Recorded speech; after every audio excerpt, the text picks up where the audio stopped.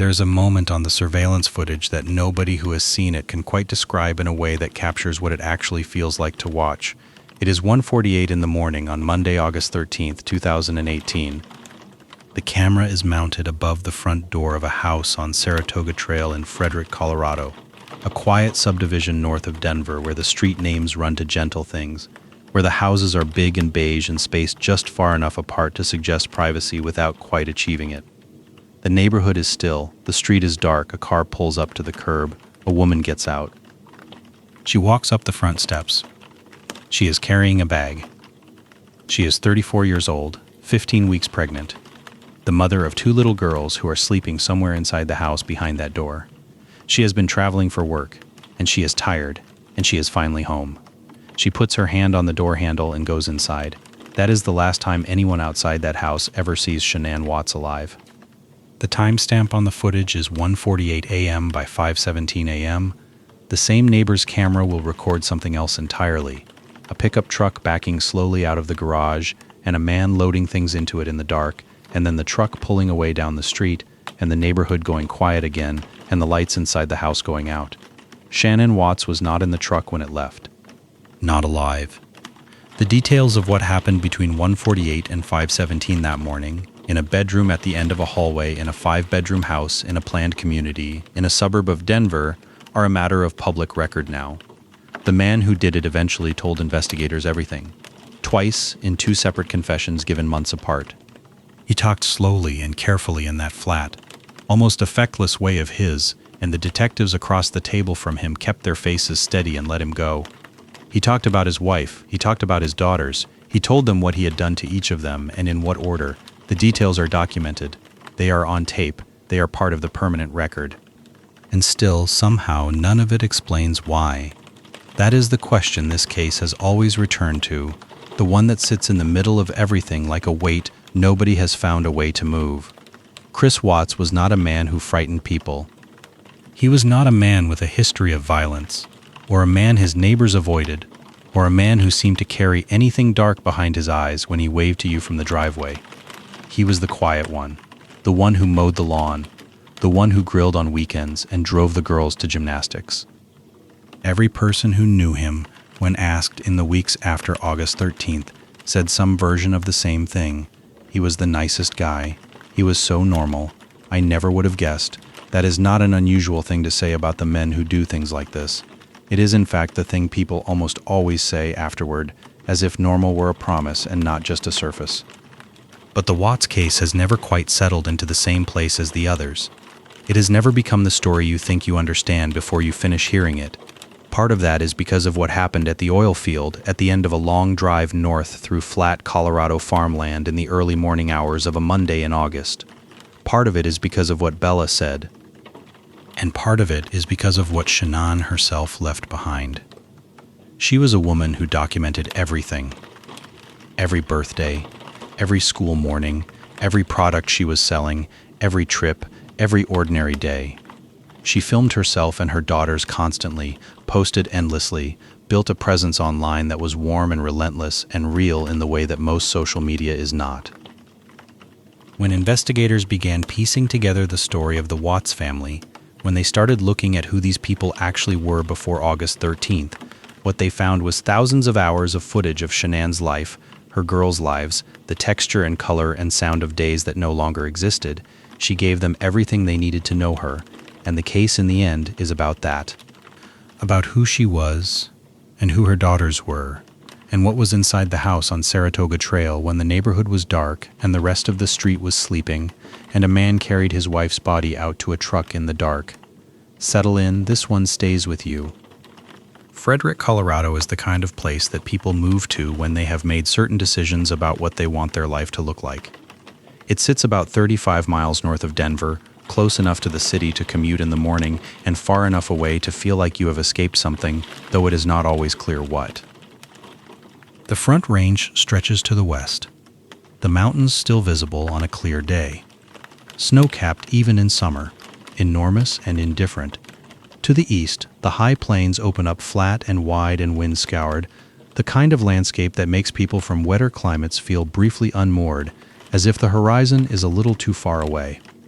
In between is Weld County, one of the most productive oil-producing counties in the United States, the land above the Wattenberg gas field, a place where working pump jacks and storage tanks are as much a feature of the landscape as the irrigation pivots and the sunflower fields. Frederick itself was a small town for most of its history, founded in the late 1800s as a coal mining community, named for a mine owner, quiet for a century or more. Then the population of Metro Denver started pushing outward, the way it does, and the towns along the Front Range began adding subdivisions as fast as developers could file permits. Frederick grew, Meade grew. Longmont, to the northwest, became a small city in its own right. By the 2010s, Frederick had a Walmart and a Safeway in subdivisions where the houses all looked slightly different but gave you the same feeling regardless. Open floor plans, attached two-car garages, small backyards with sprinkler systems, cul-de-sacs that curved gently back on themselves so that no house had to face a busy street. The Thrive neighborhood, where the Watts family lived, was one of those developments. The houses on Saratoga Trail were built in the mid-2000s, large by almost any standard, the kind of homes that people in other parts of the country would describe as McMansions without quite meaning it unkindly, understanding that in Colorado in that era this was simply what was built and what was available, and what families who wanted space and good schools and a yard for the kids came out here looking for. 2825 Saratoga Trail was a 5-bedroom house valued at roughly $400,000. It had a 2-car garage, a small front porch, a backyard with a concrete pad and a little play area for the girls. The interior was done in the warm neutral palette that professional organizers favor: light wood floors, white cabinetry, furniture that had been selected for coherence. Shanann had a good eye for making a house look put together.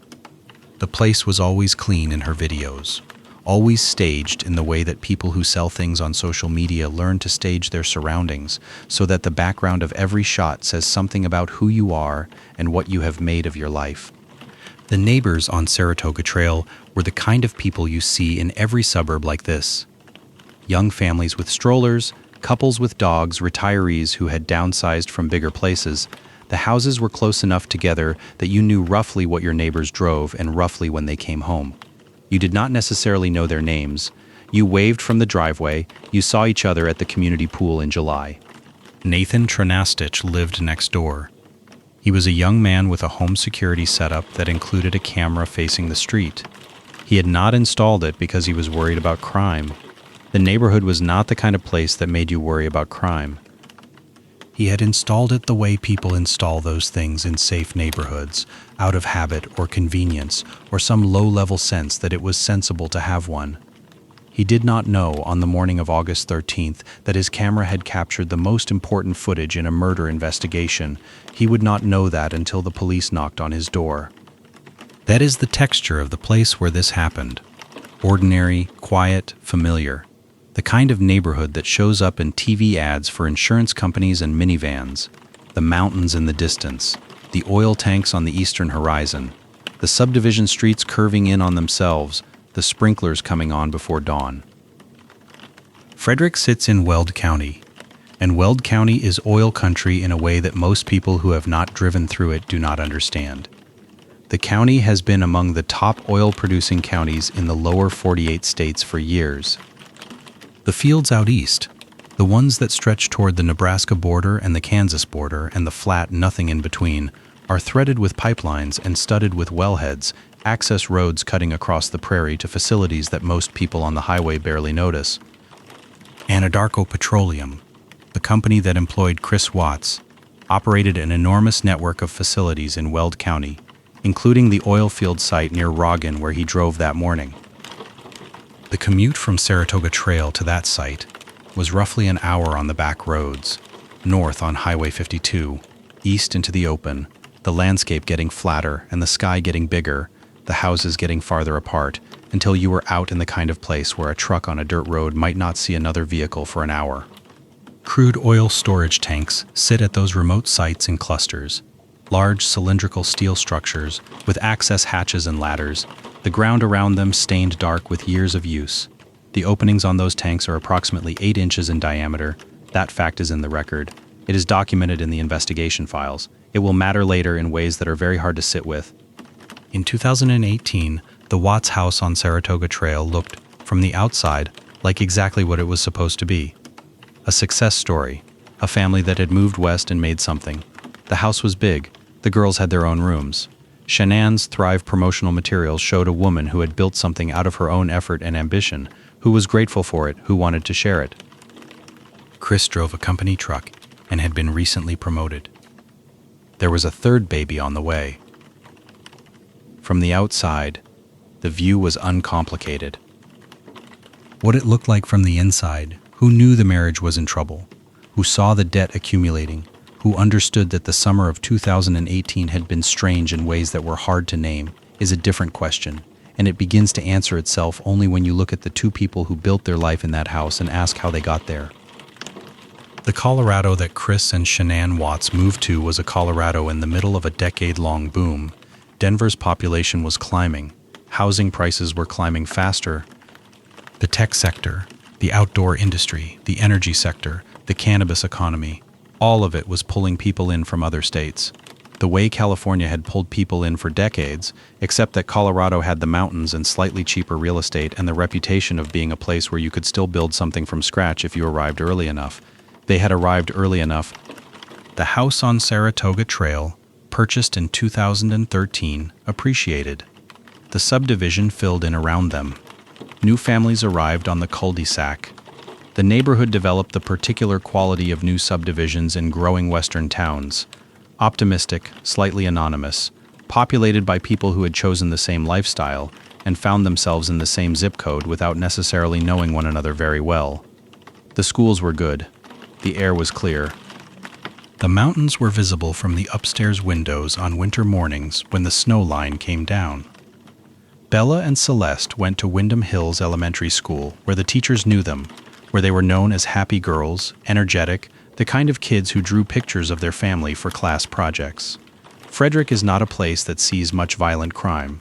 The police department is small. The major crimes that come through the county tend to involve the agricultural and energy industries, equipment theft, workplace incidents, the occasional drug case. Domestic violence happens as it happens everywhere, but it is not the kind of place where a triple homicide is expected or where the investigators have the kind of institutional experience that comes with working cases like this. What they had in August 2018 was a case that came apart quickly, not because the investigation was particularly brilliant, though it was competent and thorough, but because the perpetrator had made almost no effort to conceal what he had done. The neighbor's camera had seen everything. The polygraph had exposed everything. The oil field where he worked, where his employee ID was logged when he badged in that morning, was not a place where the bodies could stay hidden for long. The community absorbed the news the way communities absorb these things, with shock, with vigils, with flowers placed at the driveway on Saratoga Trail, with the particular grief of a neighborhood that cannot quite reconcile the man who had waved from his driveway with the man who had driven away in the dark. They built a memorial near the house. Stuffed animals for the girls, flowers for Shanann. A handwritten note from a neighbor that read simply, "We loved you." That is where this story lives, in the gap between what a neighborhood knows about the people next door and what it turns out not to know at all, in the specific quality of the Colorado summer light. In the oil tanks out east, past the edge of the city, past the suburbs, past the last intersection with a traffic light, out where the sky is enormous and the access roads are dust, and the tanks stand in rows waiting for whatever they are given to hold. There is something about the geography of a case that shapes how it sits in memory. The Watts case has always been a case of distances. The distance between the suburb and the oil field. The distance between the way Chris Watts presented himself to the world and whatever was actually happening inside him. The distance between what Shanann posted on social media every day, her daughter's faces, her own smile, the before and after patches, and the family dinners and the girls in matching outfits for Easter, and the fact that her marriage was, in those final months, quietly disintegrating in ways that she was only beginning to understand. Distance is the operative word for Weld County in summer. You drive north from the suburbs and the houses thin out, and the fields open up, and the sky gets bigger the way it only gets bigger in places with no trees. And by the time you're out near Roggen, you're in a landscape that feels genuinely remote, even though Denver is less than 2 hours away. The oil facilities sit out there like industrial outposts, fenced and utilitarian. The storage tanks round and dark against the flat horizon. Chris Watts knew that landscape intimately. He drove it 5 days a week. He knew the access roads and the gate codes and which tanks were active and which ones held what. He knew where the cameras were. He knew who came and went. He had been promoted to field coordinator in the spring of 2018. The promotion gave him more autonomy and a slightly higher salary, and a role that required him to move between multiple sites during the day, checking readings, coordinating with other field operators, managing the logistics of the field. It also gave him a reason, on the morning of August 13th, to be at the site near Roggen before any of his colleagues arrived. He badged in at the site that morning. His access was logged. The records showed exactly when he arrived and exactly what he did. He did not attempt to disguise any of it. There is a kind of crime that is planned with elaborate precision, where the perpetrator has constructed a cover story and prepared contingencies and spent weeks or months thinking through what happens if. And then there's what Chris Watts did, which was not that, which was something that seemed almost impulsive in its execution, even if the impulse had been building for months. He made no real attempt to hide the bodies. He made no real attempt to establish an alibi. He used his own vehicle, which he drove to his own worksite, and he used his own company credentials to badge in, and when the police came to his house later that day, he let them search it. He gave TV interviews in the driveway. Either he believed he could talk his way through it, or he had not thought past the act itself. Both possibilities are disturbing in their own way. But to understand any of this, the crime, the cover, the collapse, you have to understand the two people at the center of it, and you have to understand that they were not the people their social media profiles described. Shanann Catherine Ruzukek was born on January 10, 1984, in Aberdeen, North Carolina, a small city in Moore County in the southern part of the state. The kind of place where people know each other across generations, where the same families have lived for 50 or 100 years, where the landscape is flat and piney and the summers are humid and long. She grew up there. She attended Pinecrest High School in Southern Pines, the neighboring town, and by all accounts, she was the kind of person who made an impression, outgoing, ambitious, the kind of girl who was involved in things, who had a plan, who was not waiting around for life to happen to her. Her parents, Frank and Sandra Ruzukek, were people who worked hard and loved their children and gave them a foundation that emphasized family above almost everything else. Her brother Frankie Jr. was close to her. The family was tight in the way that some families are, the kind of closeness that shows up at every holiday and in the group texts that go back years. Shanann had health problems that complicated her 20s. She had been diagnosed with lupus, a chronic autoimmune condition, and fibromyalgia, and she spoke about this in her videos openly as something she had navigated and in some ways been defined by. She said that the health struggles had at one point made her fear she would never be able to have children. The accuracy of the lupus diagnosis has been questioned by some sources and discussed with varying conclusions. What is clear is that Shanann experienced significant health challenges that she described publicly and that she incorporated into her personal narrative, particularly when she was selling Thrive. The wellness patch, she said, had helped her feel better. She sold it accordingly. She met Chris Watts through Facebook around 2010.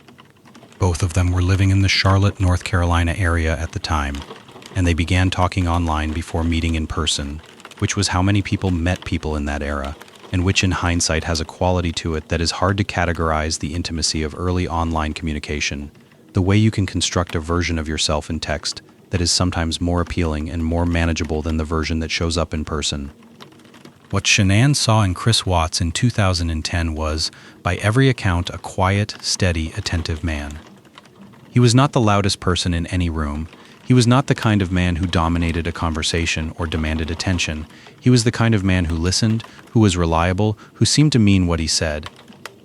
He had worked in manufacturing in North Carolina, a job that was physical and practical and that he was good at in a quiet way. He was in shape. He had a certain calm about him that read, to the people who knew him, as solid and dependable. They married on November 3, 2012, in Mecklenburg County, North Carolina. By 2013, they had made the decision to move to Colorado. Chris found work in the energy sector, and the Colorado job market was good, and the housing was still affordable compared to what it would become, and there was an optimism in moving west that probably felt right at that moment in their lives. They bought the house on Saratoga Trail. They had Bella. Bella Marie Watts was born on December 17, 2013. She was, by every piece of footage and every account from people who knew her, an extraordinarily vivid little girl. She had her father's calm and her mother's expressiveness in some combination that produced something entirely her own. She liked to talk. She liked to know what was going on. In Shanann's videos, she appears constantly, often in the foreground, curious about the camera, asking questions, occasionally running through the frame in whatever outfit she had chosen for the day. There is a quality of alertness to her in those videos. She was paying attention. Celeste Catherine Watts, called CCE almost universally, was born on July 17, 2015. She was younger, slightly more chaotic, the kind of toddler who moves through a space at speed and leaves evidence of herself everywhere. She had a laugh that in the videos Shanann posted fills the room.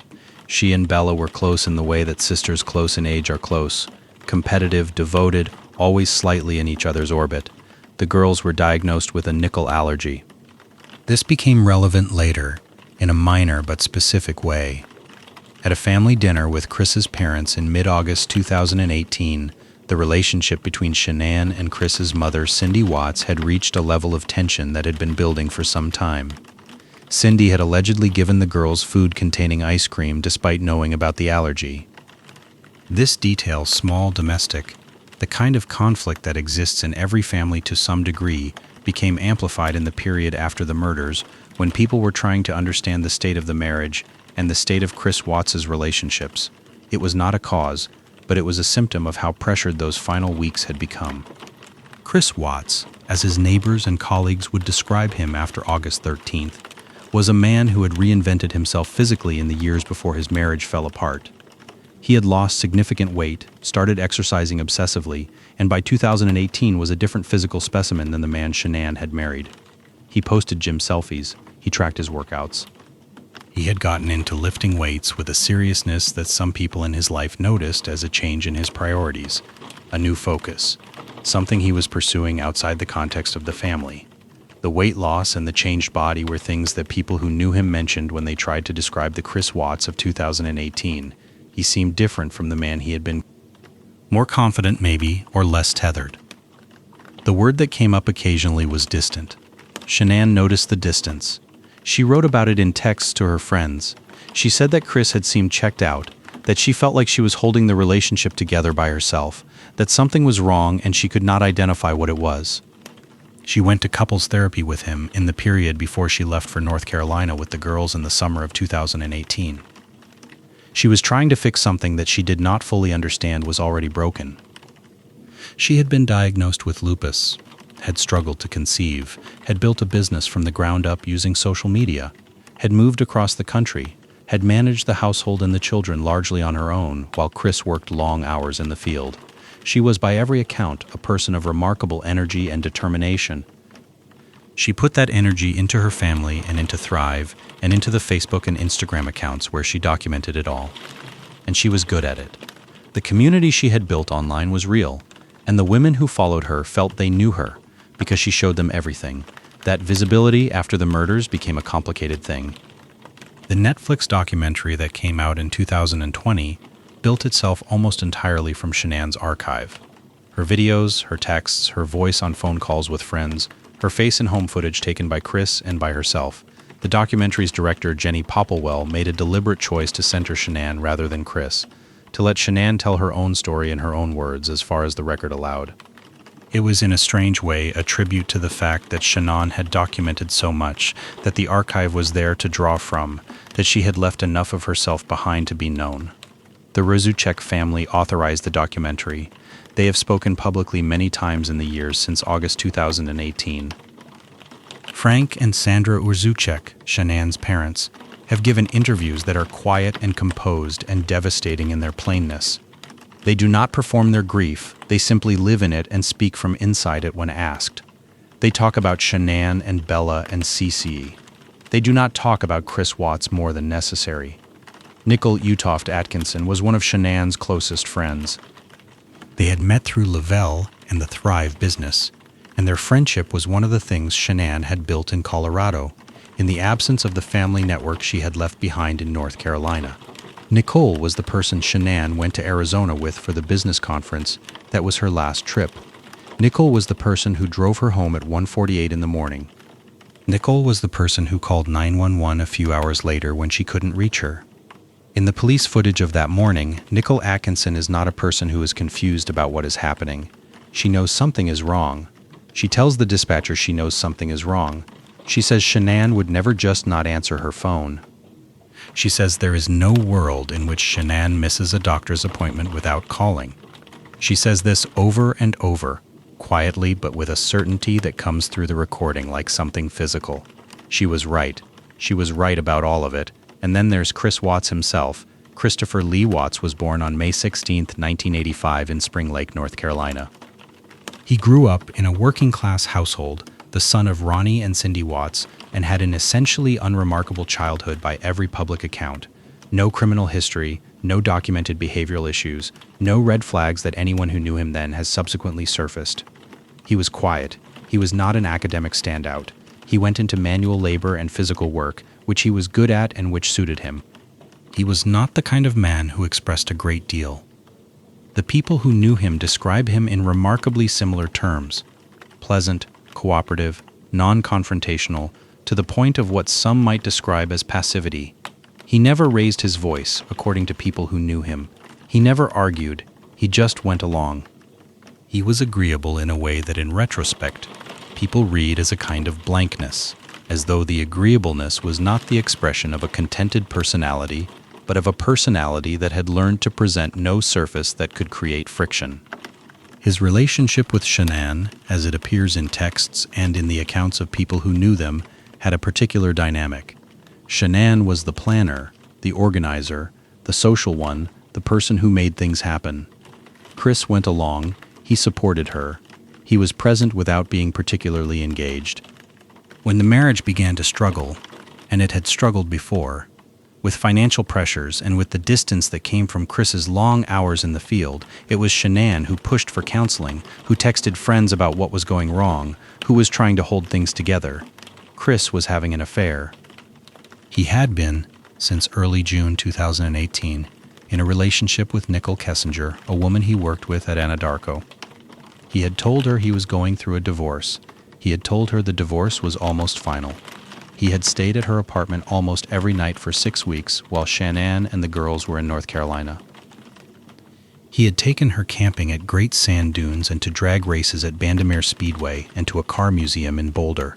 And when Shanann had asked him in text from North Carolina what was wrong, why he seemed distant, whether he still wanted to be married, he had been vague and evasive and had eventually, in late July 2018, told her that he was not sure he still felt like they had a connection. Shanann had been devastated by that text. She had written to a friend, "He doesn't know if he loves me anymore. I'm 15 weeks pregnant and he says he doesn't know." She had come home from North Carolina to try to save her marriage. The thing about Chris Watts is not that he was a monster in the way the word is usually meant. The thing about Chris Watts is that he appears, as far as the record allows us to see, to have been a man who wanted a different life and had no idea how to say so, who let the distance grow and the other relationship deepen and the complexity accumulate until, on the morning of August 13th, he chose the most catastrophic possible way out. Why he made that choice? Why he did not simply file for divorce? Why he chose what he chose is the question that the record does not fully answer. He has given various explanations. None of them are entirely stable. What the evidence shows is a man who, at some point in the dark of the early morning hours of August 13th, 2018, strangled his pregnant wife in their bedroom and then drove his 2 living daughters to an oil field and murdered them there.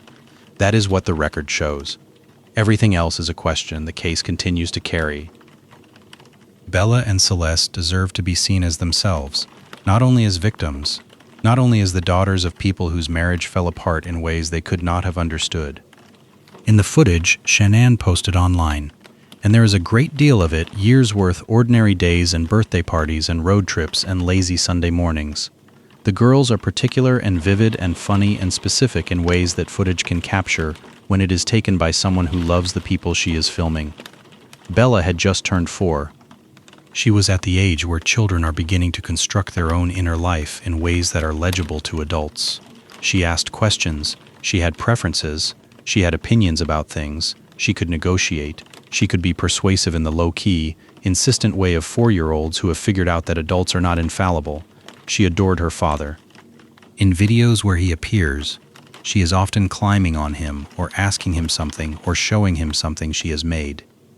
Celeste was 3. She moved faster than Bella in most of the footage. She had the joyful recklessness of a toddler who has not yet fully absorbed that the world has edges. She loved the water. She loved her sister with an intensity that expressed itself physically. She was always near Bella, always reaching for her, always in her business in the way that younger siblings are when they have not yet learned to want space.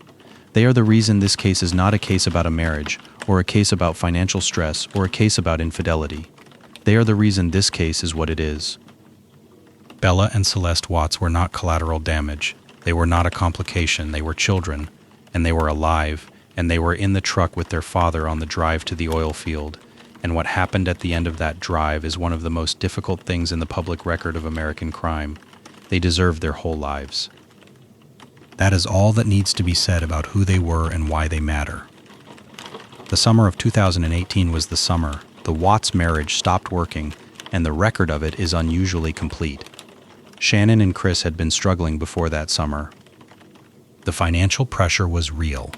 They had filed for bankruptcy in 2015, had been carrying $70,000 in unsecured debt on top of their mortgage. And even with Chris's salary from Anadarko and Shanann's income from the Thrive business, the math was difficult. The HOA for the Saratoga Trail neighborhood had filed a lawsuit against them for $1,533.80 in unpaid dues. The court date for that was August 24th, 2018, 11 days after Shanann would be dead. In the spring of 2018, they had started couples therapy. Shanann pushed for this. She was the one who recognized that something was wrong and wanted to address it directly, which was consistent with who she was, a person who confronted problems rather than letting them accumulate silently.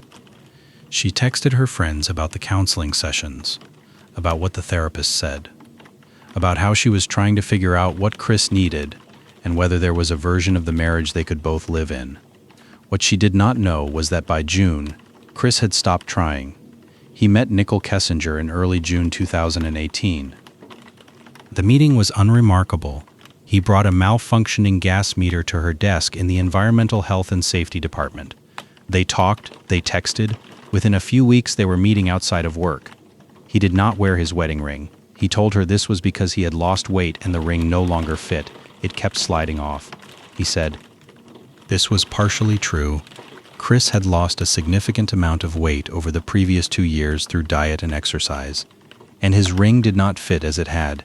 But the ring had not been sent for resizing.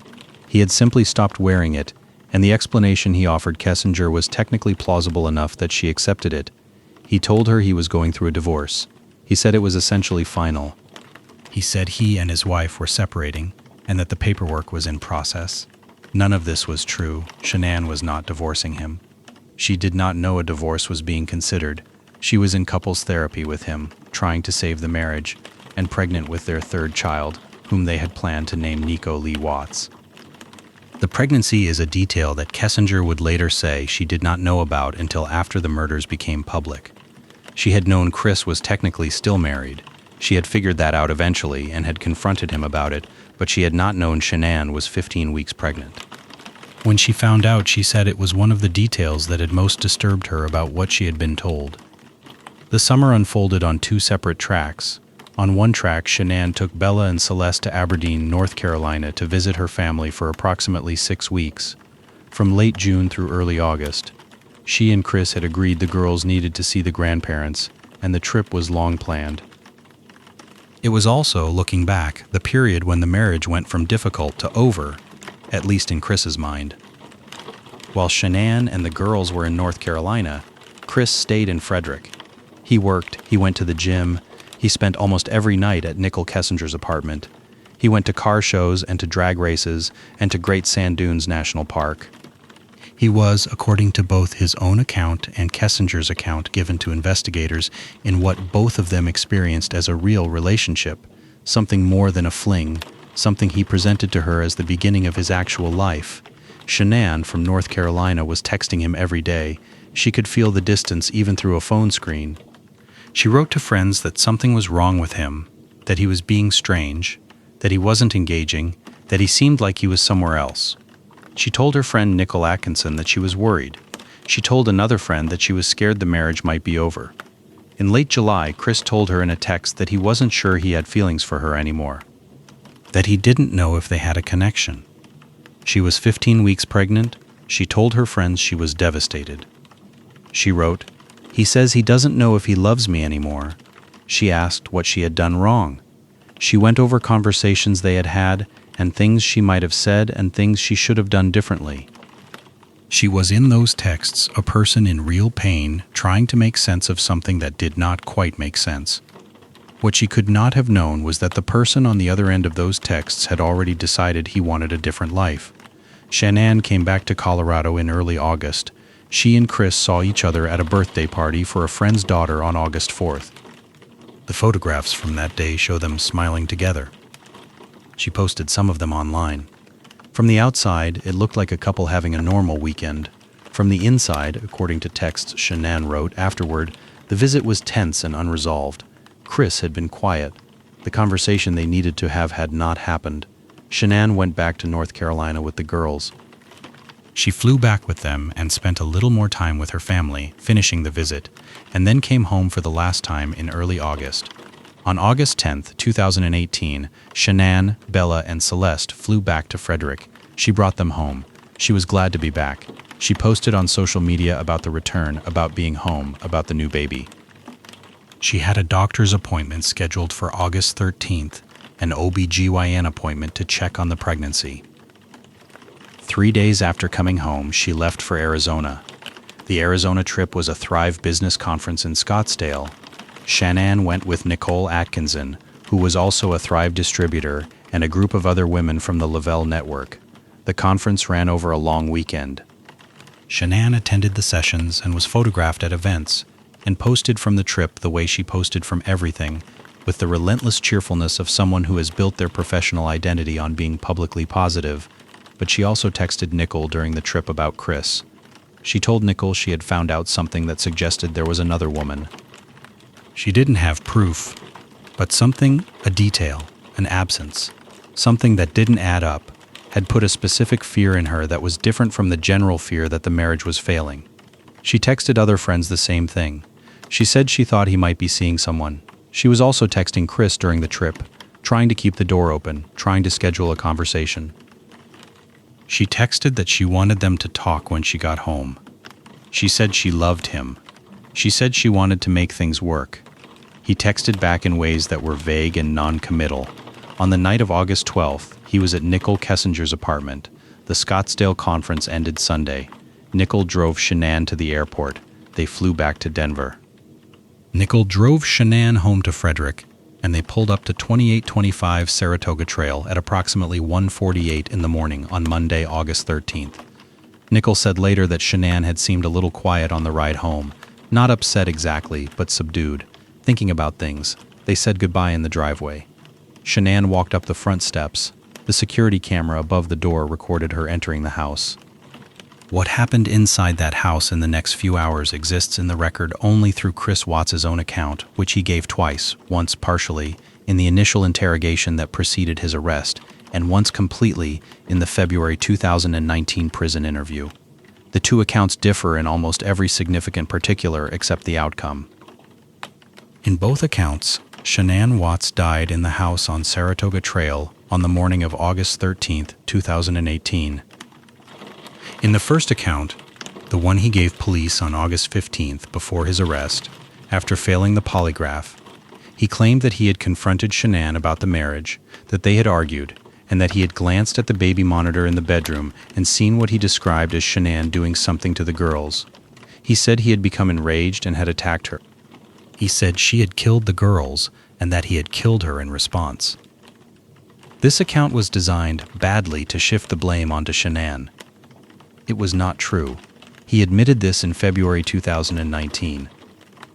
It was, he said, a story he came up with during the interrogation, because he needed to give the police something to explain why the bodies were at the oil field, and the story he chose, the one that painted Shanann as the aggressor and him as a man who had lost his mind for a moment, was the one he reached for. He said investigators had essentially suggested to him that maybe Shanann had done something to the girls and he had reacted. He went with it. He built the story around that suggestion and delivered it to police as a confession. The February 2019 account is different, and it is what actually happened. At some point in the early morning hours of August 13th, after Shanann came home, after they had been in the house together, after some version of the conversation they had been circling for weeks, Chris Watts strangled his wife. He has been somewhat inconsistent about the details of the argument that preceded it, about whether there was a confrontation and what was said, about whether Shanann said anything about the affair or the other woman. What the record makes clear is that the marriage conversation happened, that it did not go the way either of them expected, and that at some point in that conversation, or shortly after it, Chris Watts strangled Shanann Watts in the bedroom of their house while their 2 daughters slept somewhere down the hall. She was 15 weeks pregnant. He wrapped her body in a sheet. He carried her out to his truck. He had to drive to work. He had a shift starting early. He was a field coordinator for Anadarko Petroleum. He loaded Shanann's body into the truck and then, and this is the detail from the February confession that once heard cannot be unheld, he went back inside and he got the girls up. Bella was 4. Celeste was 3. It was the early hours of a Monday morning. He told them they were going for a ride with Daddy. Whether they knew something was wrong, whether they saw or felt or understood anything that had happened in the bedroom down the hall, is not something the record can answer. Children that age are often half asleep when lifted from their beds. They often don't ask questions when a parent picks them up and carries them somewhere. They trust. He put them in the truck. He drove north. The route from Saratoga Trail to the Anadarko oil site near Roggen is approximately an hour on the back roads, north on Highway 52, past the newer subdivisions, past the last fast food restaurants and gas stations, past the point where the road straightens and the landscape opens up, and there's nothing on either side for miles except flat farmland and the occasional irrigation pivot turning slowly in the dawn. It was still dark when he left. The sky would have been just starting to lighten over the eastern horizon by the time he reached the site. He badged in. The time was logged. He drove to the area where the storage tanks were. What happened at those tanks is documented in the public record through Watts' own words, spoken in a February 2019 interview that lasted 5 hours and was recorded and later transcribed and released. He sat across from a Colorado Bureau of Investigation agent, an FBI agent, and a detective from the Frederick Police Department, and he described what he had done in the flat, almost clinical way he has always described things, as though discussing a procedure he had been asked to walk through. He took Celeste out of the truck. He suffocated her with a blanket. Bella was watching. He put Celeste's body into one of the crude oil storage tanks. The opening on those tanks is approximately 8 inches in diameter. She was 3 years old. She was small. He went back to the truck. Bella asked him, "Is the same thing going to happen to me as Cece?" He has said in the confession that he can still hear her saying it. He has said it in the way people say things they cannot let go of, without editorial comment, without apparent emotion. He just says it. He says that is what she said, and that he can still hear it. He suffocated Bella. She fought. She yelled, "Daddy, no!" He put her in a separate tank. Then he buried Shanann's body in a shallow grave near the tanks. He drove back to Frederick. He went to work. He stopped at a convenience store at some point that morning. He is visible on surveillance footage. He looks entirely normal. He buys something, pays, leaves. He went to the Anadarko office. He spoke to colleagues. He participated in a safety meeting. He answered emails. At approximately 11:45 in the morning, Nicole Atkinson was knocking on the door of 2825 Saratoga Trail and not getting an answer and calling the police. And Chris Watts, when the officer arrived, opened the door and let them in. The things the investigators noticed about Chris Watts from the very first moment are documented in their reports. He was cooperative. He was calm. He was measured. He expressed concern for his family in a voice that did not quite carry the urgency you would expect from a man whose pregnant wife and 2 young daughters had failed to answer the door when a friend knocked. and whose wife's phone was inside the house, and whose children's belongings were inside the house, and who had been home all morning and had not seen them leave. He said he had gotten up for work at approximately 5:15 in the morning. He said Shanann and the girls had still been there when he left. He said he was worried about them too. He said he hoped they were okay. He said he loved his family. The officer on the scene working from protocol was thorough and careful. He searched the house. Nothing looked ransacked or disturbed. The beds had been slept in. Shanann's wallet and phone were on the nightstand. The family dog was in the house, unhurt. The girls' car seats were in the garage. Their clothes were in their rooms. There was no sign of Shanann and the girls in the house. There was no sign of where they had gone, and the neighbor, Nathan Trinastich, had footage. He had been watching what was happening at the Watts house with the low-level curiosity that neighbors have when the police show up, and he mentioned to the investigators that he had a security camera that might have caught something. They asked to see it. He showed it to them, and they asked Chris Watts, who was also there for this viewing, to watch it with them. The footage showed Chris Watts backing his truck out of the garage at 5:17 in the morning. It showed him loading something into the truck bed. It showed him pulling away down the street. It showed no sign of Shanann or the girls. The investigators noted Chris Watts' reaction to seeing the footage. He watched it. He said he remembered loading some things for work. He said the camera angle might be misleading. He remained calm. Investigators were not calm. They watched the footage and understood something. They went to the Anadarko oil field site. They did not find the bodies that day because they were not yet looking in the right place, and because Chris Watts was not yet telling them where to look. That would take 2 more days.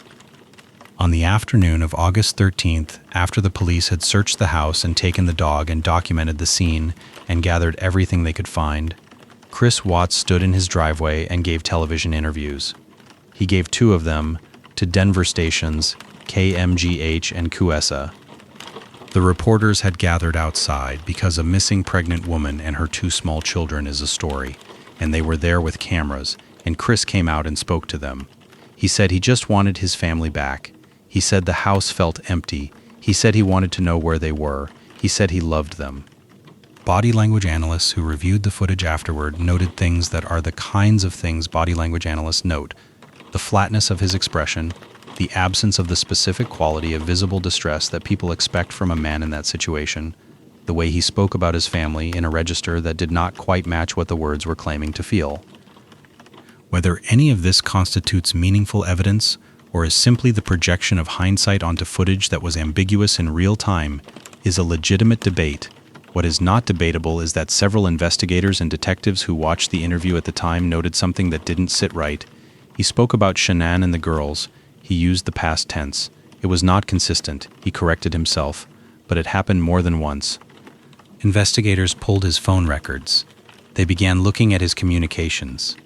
They found texts between him and an unknown number that appeared to be a woman he was in contact with, texts from the days before August 13th that were affectionate, that were the texts of 2 people in a relationship, that were not the texts of a man whose marriage he had described to the reporters as loving and stable. They identified Nicole Kessinger quickly. She had already reached out to the Frederick Police Department on the morning of August 13th, the morning that Shanann's disappearance was being reported in the media. Kessinger called police and told them she had been in a relationship with Chris Watts. She told them what he had told her about the divorce. She told them she had not known Shanann was pregnant. She was, by every account, genuinely shaken, and she cooperated fully and immediately with the investigation.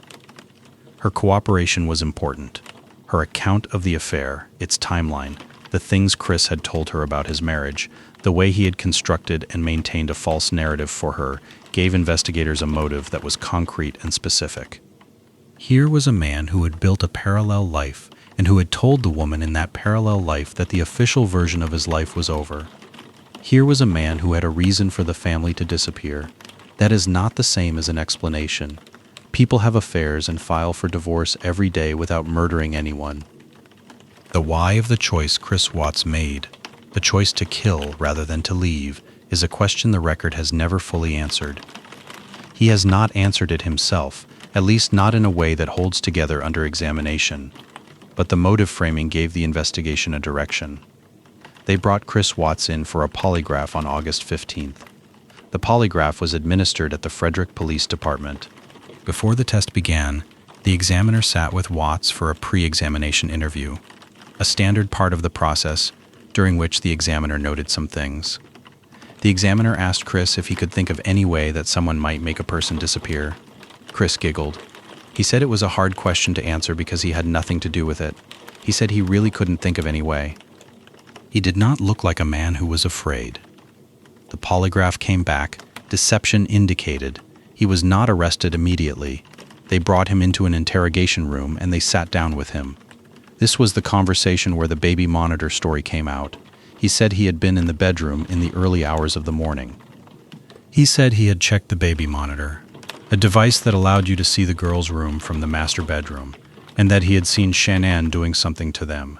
He said he had gotten up and gone to the bedroom or the hallway. He wasn't entirely consistent about exactly where he was when the confrontation happened, and he had grabbed Shanann. He said he had killed her in a rage. He said he had then taken the girls to the oil site. He did not initially confess to killing the girls. He said he didn't know what happened to them.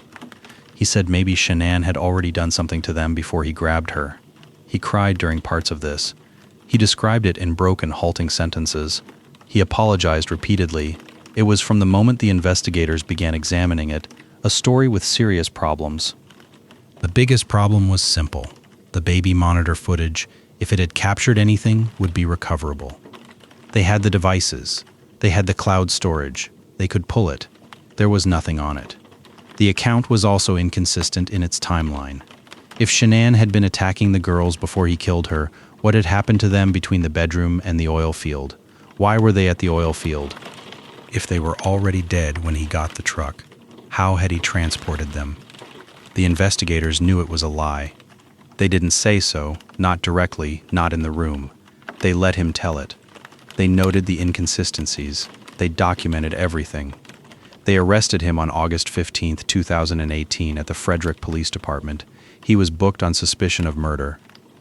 And then, the next morning, he showed them where the bodies were.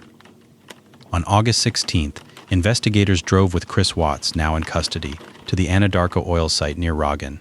He marked the locations on a photograph of the site. He showed them where he had buried Shanann. He showed them which tanks held the girls. Shanann Watts was recovered from a shallow grave. She was wrapped in a sheet. She was 15 weeks pregnant. Her hands were not bound. There was no indication of struggle beyond what the autopsy would reveal. She had been strangled. The tanks required more careful work. The openings were approximately 8 inches across. Celeste and Bella Watts were recovered from separate tanks. They had been submerged in crude oil. They were identified. The cause of death was determined. The investigation had everything it needed. The case was, in a purely evidentiary sense, closed within 72 hours of Shanann's disappearance. But there were things that were not closed and would not be for a long time. The question of motive. The question of what was actually said in that bedroom in the early morning hours of August 13th. The question of what happened to the baby monitor story and when Watts had decided to fabricate it and what he had been trying to accomplish. The question of Bella's final words. The question of what, if anything, the girls had understood about what was happening in the truck on the drive north. These were not questions the investigation could answer.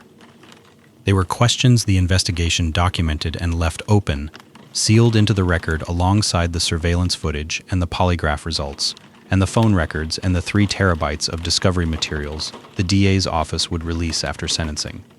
They are questions that the case carries now into every conversation it appears in. There is a specific kind of horror that belongs to this case and not to others. And it is not the violence, terrible and real as the violence is. It is the mundanity of the sequence. A man wakes up in his house on a Monday morning. He loads his family into his truck. He drives to work on roads he has driven 100 times. He badges in at the gate with his employee ID. He does what he does. He drives back. He stops at a convenience store. He buys something. He answers emails. The mundanity is the horror. The ordinary roads between Frederick and Roggen, driven every week, now driven once in the early morning with 3 people who would never come back. The security badge programmed for a man who went to work that day the same way he went to work every other day. The convenience store receipt, all of it is in the record, all of it is documented.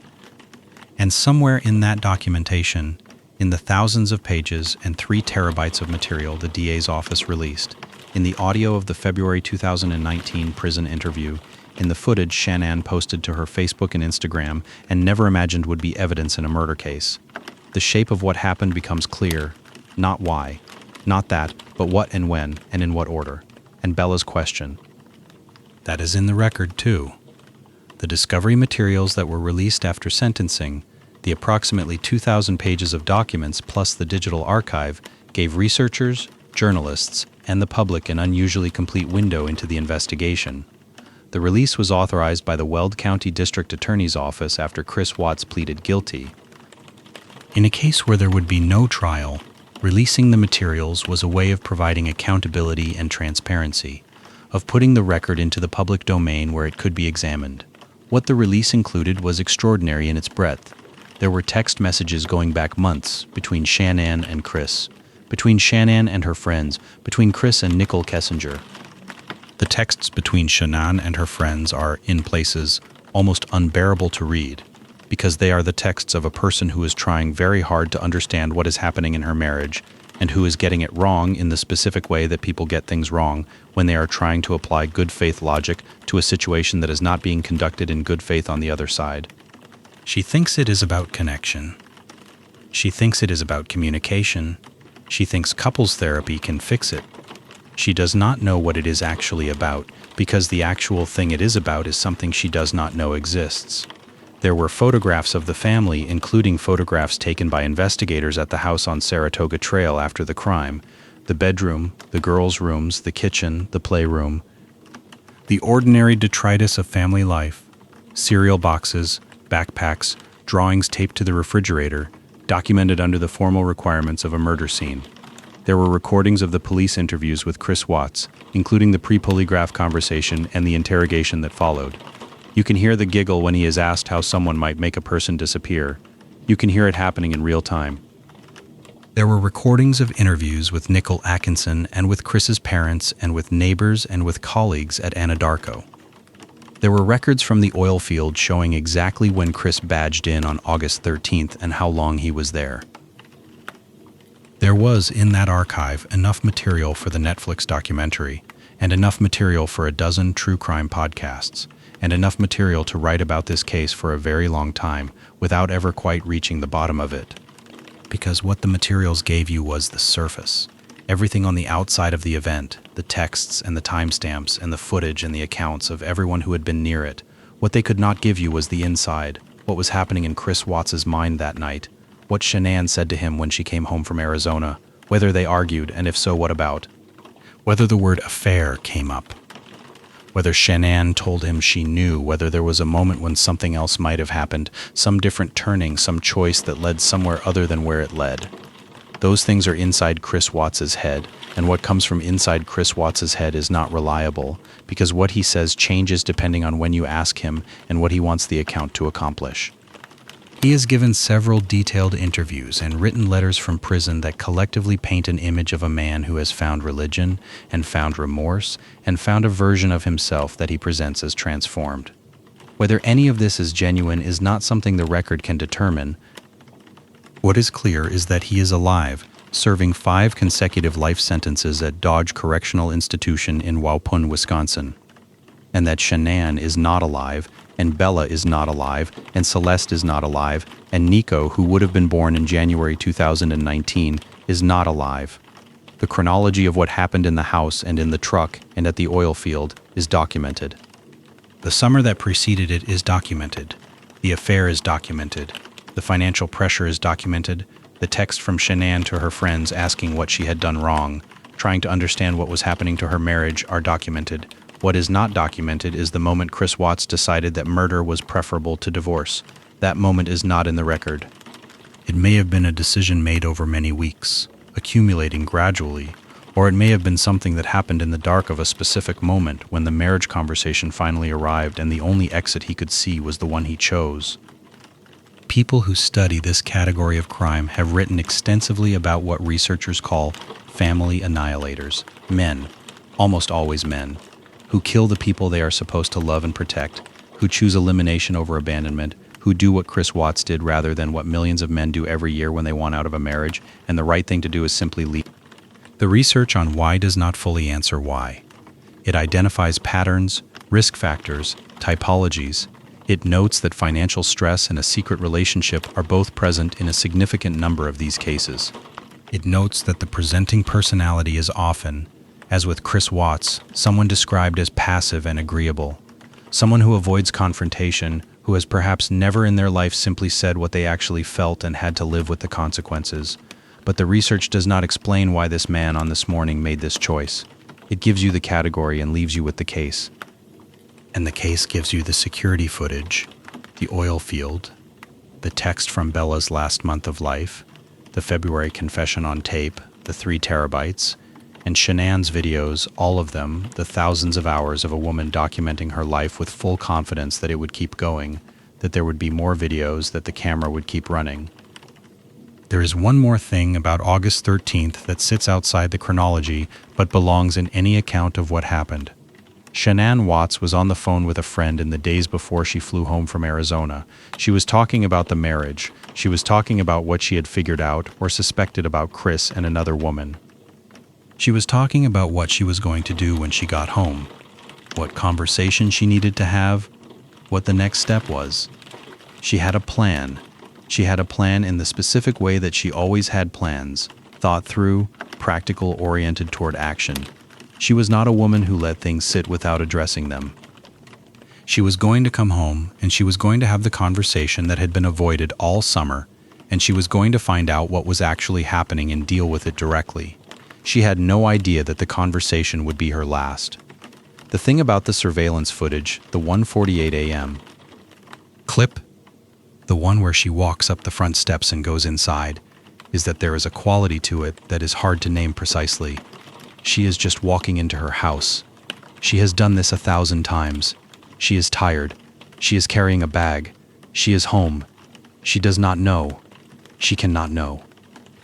And the footage runs. And she goes inside, and the door closes, and the screen goes dark. The next thing the camera records is at 5:17 a.m. Chris backing the truck out, loading things in the dark, pulling away. 3 hours and 29 minutes. That is what the timestamp says. 3 hours and 29 minutes between Shanann coming home and the house going dark. Whatever happened in that time, whatever was said, whatever the last conversation between them contained, whatever the last thing Shanann Watts heard is not in the record. It is inside the man who is now in a maximum security prison in Wisconsin writing letters to women he has never met, claiming that God has forgiven him and that he is not the same person who did what he did. The footage doesn't have a follow-up. It just ends. She goes inside, and then hours later he drives away. And that is all the camera gives you. That is all anybody has. There is another angle on this case that the record supports, and it has to do with what the affair meant and when it started, and how quickly it changed the shape of Chris Watts' thinking. When he met Nicole Kessinger in early June 2018, he had been in the gym for 2 years. He had lost a significant amount of weight. He had rebuilt his body in a way that his colleagues and neighbors and family members all noted that constituted a real transformation in how he moved through the world and how the world received him. Whether this was a cause of what happened or a symptom of something already in motion is impossible to say definitively. What it did, practically, was put him in a situation where he was a different physical presence than he had been, and where the attention that comes with that kind of physical transformation was new to him, and where Nicole Kessinger's interest in him may have been something he had not experienced in a long time, or perhaps ever. The relationship moved quickly. By their own accounts, both Chris's and Kessinger's, it was intense within a matter of weeks. He was staying at her apartment. He was introducing her to things, car shows, outdoor trips, activities that felt to him like the activities of a person who was living the life he actually wanted, rather than the life he was supposed to want. Kessinger said after the case broke that she had genuinely cared about him, that she had believed what he told her about the divorce, that she had been building, in her own mind, a picture of a future that was based entirely on a lie he had constructed and maintained for weeks. She did not know about the pregnancy. This is a detail that matters because it means that even within the false narrative Chris Watts had built, there were elements he was hiding even from the person he was using the false narrative to impress. He was telling Kessinger he was divorced. He was not telling Kessinger that his almost ex-wife was 15 weeks pregnant. Because there's no version of "I'm getting divorced and also my wife is pregnant" that functions as the foundation of a new relationship. The pregnancy complicated everything. If you were thinking the way Chris Watts was thinking in the summer of 2018, it complicated the divorce narrative he had given Kessinger. It complicated the fantasy of the clean break, the new life, the fresh start. A divorce from a pregnant woman is a different thing than a divorce from a wife you no longer love. It involves shared parenting of a newborn, child support, a connection that cannot be severed cleanly. Whether Chris Watts actually thought any of this through in the weeks before August 13th, whether he genuinely planned it, or whether the violence of that morning was something that emerged from the specific confrontation that happened when Shanann came home, is something he has never been consistent about. In the February 2019 confession, he said he had not planned it. In letters written from prison years later, other accounts have emerged that suggest something more premeditated, at least in general terms. The record does not resolve this. What the record shows is the outcome, and the outcome is in the record with full clarity, documented and timestamped and sealed into the public archive of the Weld County District Attorney's Office for anyone who wants to know what was found at the oil field outside Roggen, Colorado on the morning of August 16, 2018. The investigation, once the bodies were found, moved with the speed that comes when you already know who did it and where the evidence is and what it shows. The medical examiner confirmed cause of death. The autopsy confirmed the pregnancy. The crime lab processed what could be processed. What the investigation could not do, and what no investigation of a crime like this can ever fully do, is explain the gap between the person that Chris Watts' neighbors and colleagues believed him to be and the person who loaded his family into a truck and drove north in the August dark. That gap is real. It is documented in the statements of every person interviewed in the immediate aftermath, who said some version of the same thing. I would never have guessed. He was so normal. The word keeps coming back. Normal. As if normal were a fixed thing, a settled state, something you could be or not be in some permanent and reliable way.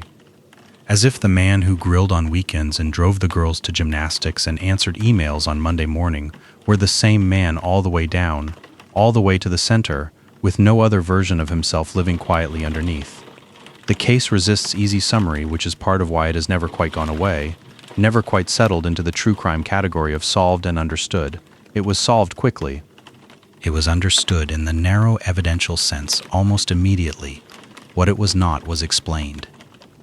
An explanation is what people were looking for, and what the case, year after year, declines to fully provide. The summer is in the record. The affair is in the record.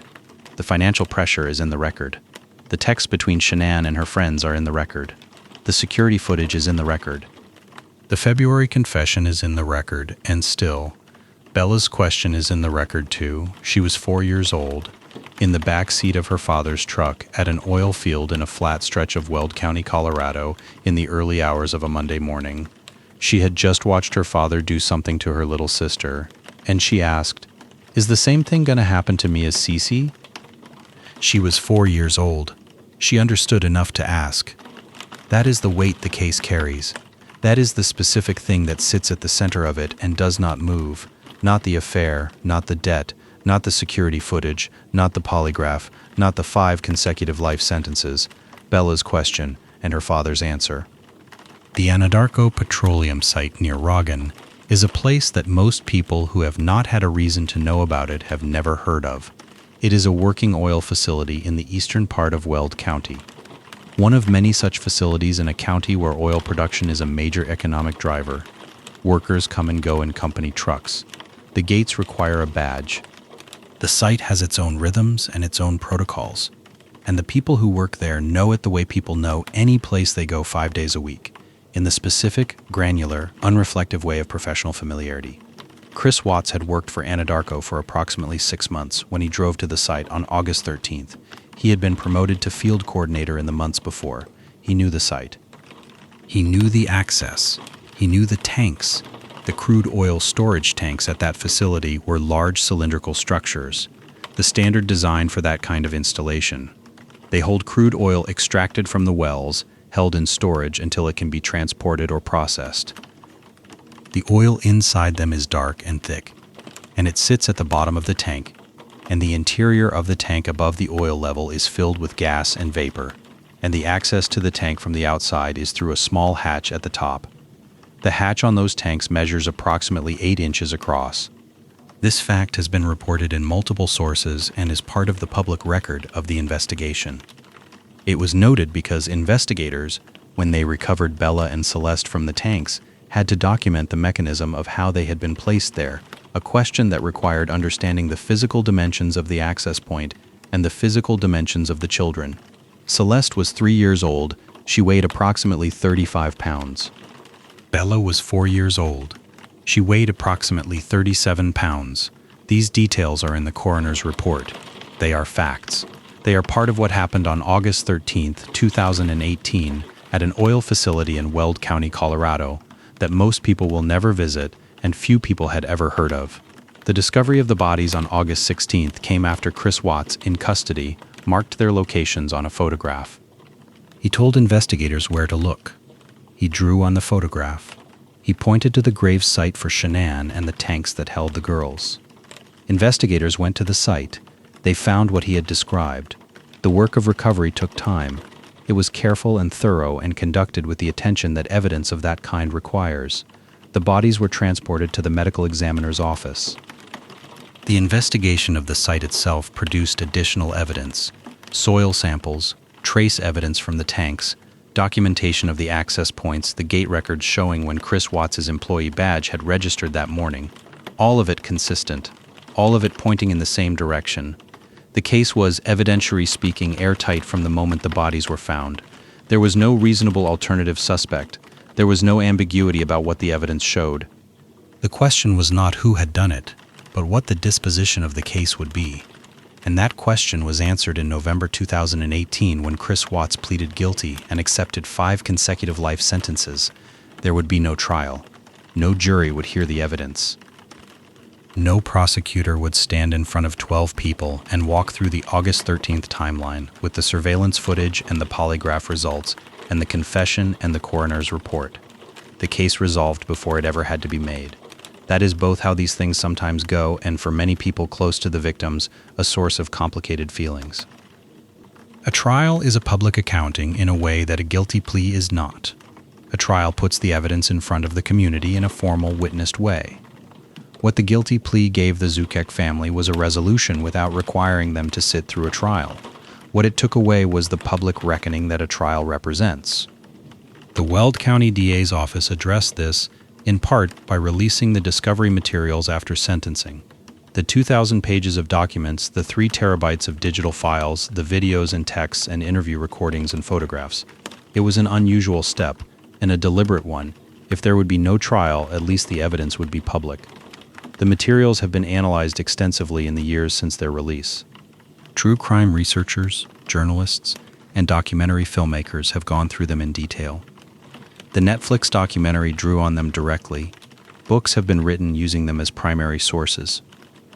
The case is, in some ways, one of the most thoroughly documented homicide cases in American history, not because it was unusually complex, it was not, but because so much primary material was available and released, and because the victim herself had created an archive of her own life that became part of the record. Shanann's videos are out there, you can watch them. You can see her face and hear her voice and watch her daughters climb on the furniture and listen to her explain the Thrive Patch and see her talking to her phone with the particular warm directness of someone who has learned how to make a stranger feel like a friend through a screen. She was very good at that. She spent years getting good at it. And what she could not have known, filming those videos in the kitchen on a Thursday afternoon with Bella doing something in the background and Cece narrating from the floor, is that one day the videos would outlast her, that the archive she was building would go on after she was gone, that investigators would pull her phone and find it, and that the world would watch it, and that the woman in the videos, funny and direct and unguarded, in the specific way of someone who has decided that being real is the only strategy that works in the long run, would be the first and most lasting answer to anyone who watched this case and wondered who Shanann Watts actually was. She left the answer herself. She filmed it. She posted it. You can watch it now. There is one more sequence in the August 13th timeline that has not been fully examined here, and it belongs in this account because it is part of the record and because it matters. Between the time Chris Watts left the oil field and the time Nicole Atkinson arrived at the front door of 2825 Saratoga Trail, several hours passed. He drove back from Roggen to Frederick. He arrived at the Anadarko office in the morning. He attended or participated in a safety briefing, the kind of routine morning meeting that oil field workers have every day at the start of a shift, covering the day's agenda and any safety protocols in play. He spoke to his supervisor. He spoke to colleagues. None of them noticed anything. He was Chris Watts, the quiet one, the reliable one, the field coordinator who was always on time and never caused problems. He came to work. He talked about whatever the morning meeting covered. He sat in his truck and sent messages. He stopped at a convenience store. He is in the footage. He pays. He leaves. This is the part of the timeline that people find perhaps the most difficult to absorb, not because it is more violent than what happened at the oil field. It is not, but because of what it says about the gap between the visible and the actual. Here's a man who has just murdered his pregnant wife and his 2 daughters and buried them at an oil field an hour away, who is now at a safety meeting, who is now buying something at a convenience store, who is now answering texts on his phone. He is not panicking. He is not breaking down. He is not doing anything that the cameras and the colleagues and the convenience store clerk can see as different from what he does on any other Monday. This is the thing that the neighbors and the colleagues meant when they said he was the nicest guy, so normal, never would have guessed. Not that he was a good person who fooled them, but that whatever was inside him, the specific quality that allowed him to do what he did at 5 in the morning and then go to a safety meeting at 8, was invisible from the outside, completely invisible, and that the visible Chris Watts and the actual Chris Watts were so thoroughly separated from each other that the people around him were not just uninformed but actively, completely deceived, right up until the moment the police showed up at the house and the neighbor's camera had something to say. The case asks a question that it does not answer. What does normal mean? And how much of what we believe about the people around us is the same kind of surface that Nathan Trinastich's camera penetrated in a way that 6 years of knowing Chris Watts as a neighbor had not? It does not answer the question. It just keeps asking it, which is why it stays with people. Which is why the search volume never quite drops to nothing. Which is why the Netflix documentary gets rewatched and the true crime podcasters keep returning to it, and the threads about it on the internet go back years and come up again every few months when someone finds the footage or reads the confession transcript for the first time. Because it is a case about a house on a street in a suburb, about a woman who posted every day, about 2 little girls in matching outfits, about a man who waved from the driveway, about the specific unbridgeable distance between what we can see of one another and what we cannot. And it is a case about what happened at an oil field in Weld County on a Monday morning in August, when a man who had waved from his driveway drove up in his truck, and the distance collapsed into something that cannot be undone. The Frederick Police Department received the call from Nicole Atkinson at approximately 1:40 in the afternoon on August 13th, 2018. She had been trying to reach Shanann since late morning. Shanann had a doctor's appointment, an OB/GYN visit to check on the pregnancy, and she had not shown up. She was not answering her phone. She was not answering texts. The girls' school had called to say they had not arrived. None of this, Nicole told the dispatcher, was like Shanann at all. Shanann did not ghost people. Shanann did not miss appointments. Shanann was on her phone constantly. By the nature of her work and her personality and the way she had structured her professional life around social media, the dispatcher took the report. A patrol officer was dispatched to Saratoga Trail. Chris Watts was home when the officer arrived. He had driven back from the Anadarko office during the day. Whether before or after the officer arrived is not entirely clear from the record, but he was there in the house when police knocked on the door. He let them in. This detail is worth noting. He did not ask them to come back with a warrant. He did not express any reluctance. He opened the door and said they could look around. This is behavior consistent with either genuine innocence or someone who believes their actions are invisible, who believes that the evidence of what happened is somewhere else entirely and that the house itself will not betray them. The officer's initial search of the house turned up. Shanann's phone on the nightstand in the master bedroom, Shanann's wallet, also in the bedroom, the family dog unhurt in the house, the girls' car seats in the garage. No sign of Shanann or the girls. The officer noted his observations and escalated the case. By later that afternoon, more officers were involved, and the Frederick PD had requested assistance from the Weld County Sheriff's Office and the Colorado Bureau of Investigation. A missing pregnant woman and 2 small children, with a phone left behind, and no indication of where they had gone. This was being treated appropriately as a high-priority case from very early on. Nathan Tranastich, the neighbor, came to the investigators. He mentioned his camera. He showed them the footage. The footage showed Chris Watts at 5:17 in the morning, loading something into his truck and backing out of the garage. It showed that no one else left the house that morning. It showed that Shanann and the girls had not walked out the front door. Investigators showed the footage to Chris Watts while he was present. They watched it with him, his response calm, explanatory, suggesting the camera angle might be misleading, offering an account of what he was loading was noted. They began pulling his phone records and reviewing his digital communications. Within hours, the texts between Chris and Nicole Kessinger were visible, and it was clear that something was going on that Chris Watts had not mentioned.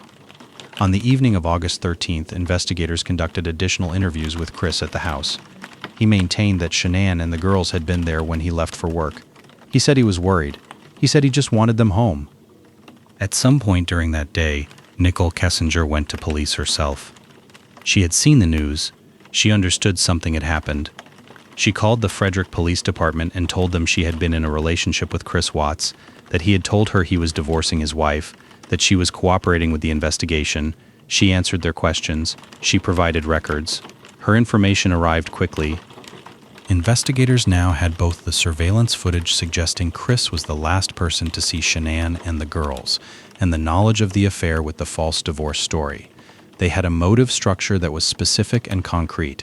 On August 14th, investigators searched the Anadarko oil field site. This search was prompted in part by the knowledge that Chris worked there and by the fact that his employee badge had logged him entering the site on the morning of August 13th.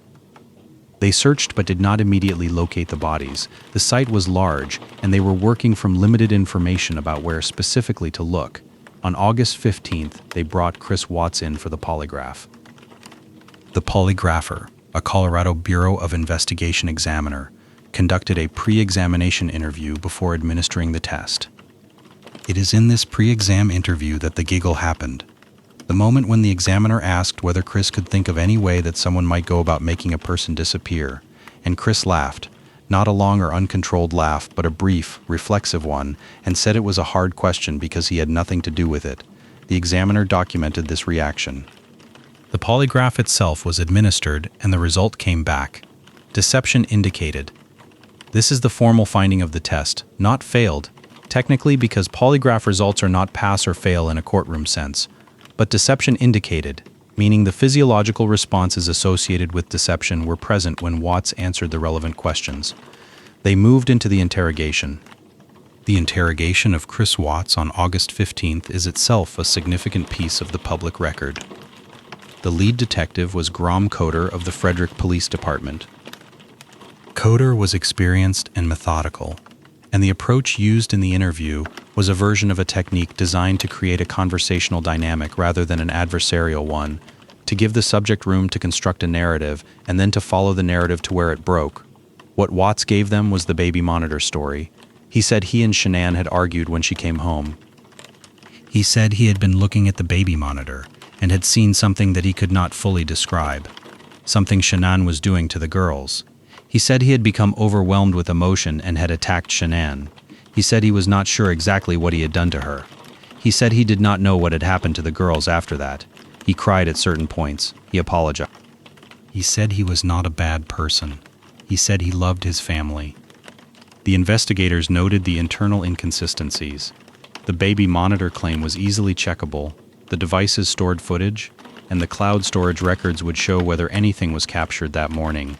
When they checked, there was nothing. The monitor had not captured anything on the morning of August 13th that was relevant to the account he was giving. The timeline he described did not hold up against the surveillance footage from the neighbor's camera.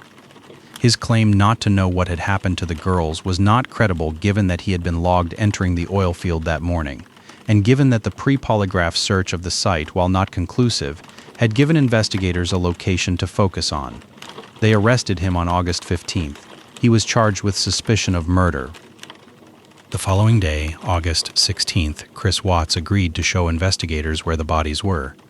He drew on a photograph of the oil site. He identified the grave and the tanks. The Weld County Sheriff's Office and CBI investigators went to the site on the evening of August 16th. They arrived at approximately 11 p.m. They began the process of recovery. Shanann's body was found in a shallow grave in the area Chris had indicated. She was wrapped in a sheet. The medical examiner determined the cause of death as manual strangulation. The girls were recovered from the crude oil storage tanks. This process required technical equipment and careful handling, and it took time. The recoveries were documented as thoroughly as any other part of the scene. The medical examiner determined the cause of death for both Bella and Celeste as smothering. The cause of death for Nico Watts, the unborn child, was listed as homicide as well, covered under the unlawful termination of a pregnancy charge that was part of the formal charging document filed August 21st. The investigation from disappearance to recovery of the bodies took 3 days. That speed is worth noting because it says something about how the case came apart. There was no cold case phase. There was no extended mystery. Shanann disappeared on Monday. Chris was arrested on Wednesday. The bodies were found on Thursday. The investigation did not require months of painstaking forensic work or the kind of sustained, complex detective effort that characterizes the cases that go unsolved for years. It required a neighbor's camera, a polygraph, and an interrogation room. What it also required was Nicole Kessinger walking into the investigation herself and providing the motive structure that gave the affair context. It is worth noting that Kessinger's decision to go to police immediately, rather than waiting to see what happened, was significant. Her account of the false divorce narrative, delivered early, helped investigators understand the picture they were looking at. She was cooperative throughout. She has not been charged with any wrongdoing, and the investigation found no indication that she had any prior knowledge of or involvement in what happened. The physical evidence collected at the house and the oil field was extensive.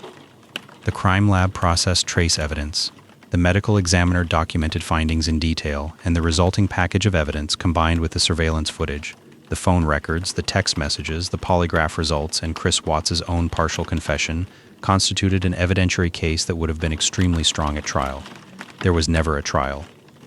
There were things that the investigation could determine and things it could not.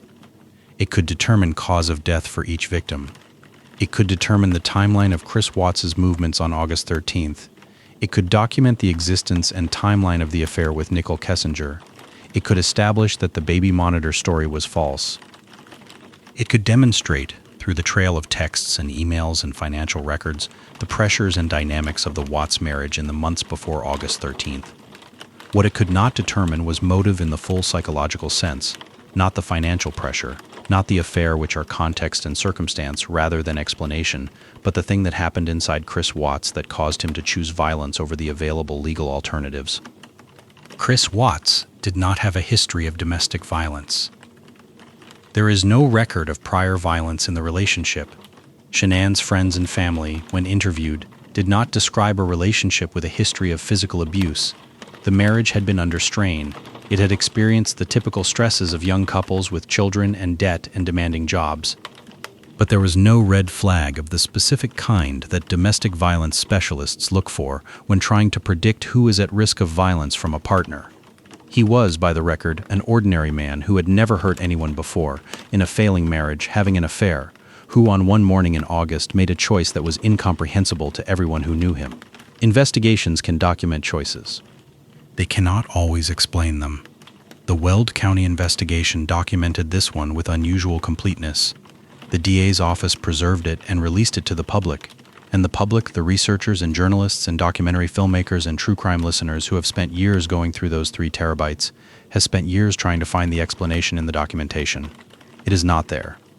The documentation is thorough and the explanation is not there. What is there is the evidence. The footage, the texts, the badge records, the coroner's report, the confession audio, and what is in the confession audio.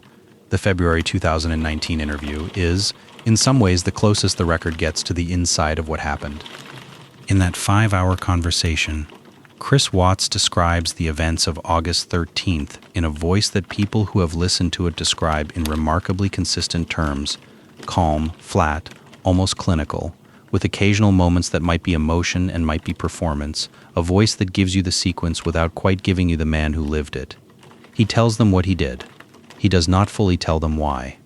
And the why is what the case keeps asking. The investigation produced one more significant document before it formally closed. The Weld County DA's detailed sentencing report, filed in advance of the November 2018 plea and sentencing. This document drew on the full investigative record and laid out in formal prosecutorial terms the evidence against Chris Watts across each count. The sentencing report noted that the evidence was sufficient to seek the death penalty. The DA's office had that option available in Colorado in 2018. They chose, in the plea negotiation, to take it off the table in exchange for the guilty plea and the 5 consecutive life sentences. The Rzucek family was consulted about this decision. They agreed to accept the plea rather than proceed to a trial that would have required them to sit through detailed presentation of the evidence of their daughters' and granddaughters' deaths. The decision to spare them that was a significant factor in the DA's office's approach. Frank Rzucek, Shanann's father, has spoken publicly about the decision. He has said it was the right call. He has said that a trial would have been a different kind of ordeal, and that knowing the outcome, the certainty of the 5 life sentences was more important to the family than the theater of a trial. The investigation, from a formal standpoint, is long closed.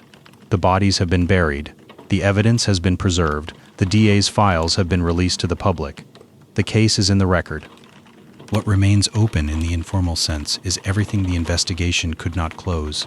The question of motive, the content of that last conversation in the bedroom, whether Shanann knew about the affair before she came home or found out in those final hours, whether Bella and Celeste were aware of what was happening in any real sense during the drive north, these questions do not have official answers. They live in the gap between what the record shows and what the record cannot reach. And they live particularly in the February 2019 confession, which is public and which anyone who wants to understand this case at the deepest available level should read or listen to, where Chris Watts describes those events in his quiet, careful, unrevealing voice, giving the investigators the sequence and the logistics and the specific details that only he could know, and somehow in all of that specificity, still not quite giving them the thing that the sequence adds up to. Why? That one stays open. It always will. The formal legal proceedings in the Watts case moved swiftly, as cases move when the evidence is comprehensive and the defendant is in custody and the outcome is not in genuine doubt. On August 21, 2018, 8 days after Shanann walked up her front steps for the last time, Weld County prosecutors filed the formal charges. The charging document listed 3 counts of first-degree murder after deliberation. For the deaths of Bella and Celeste, additional counts were filed under Colorado's Position of Trust statute, which provides enhanced charges when a child under 12 is killed by a person who is in a position of trust toward that child. A parent is, self-evidently, in a position of trust. These charges carried their own weight in the formal accounting of what Chris Watts had done.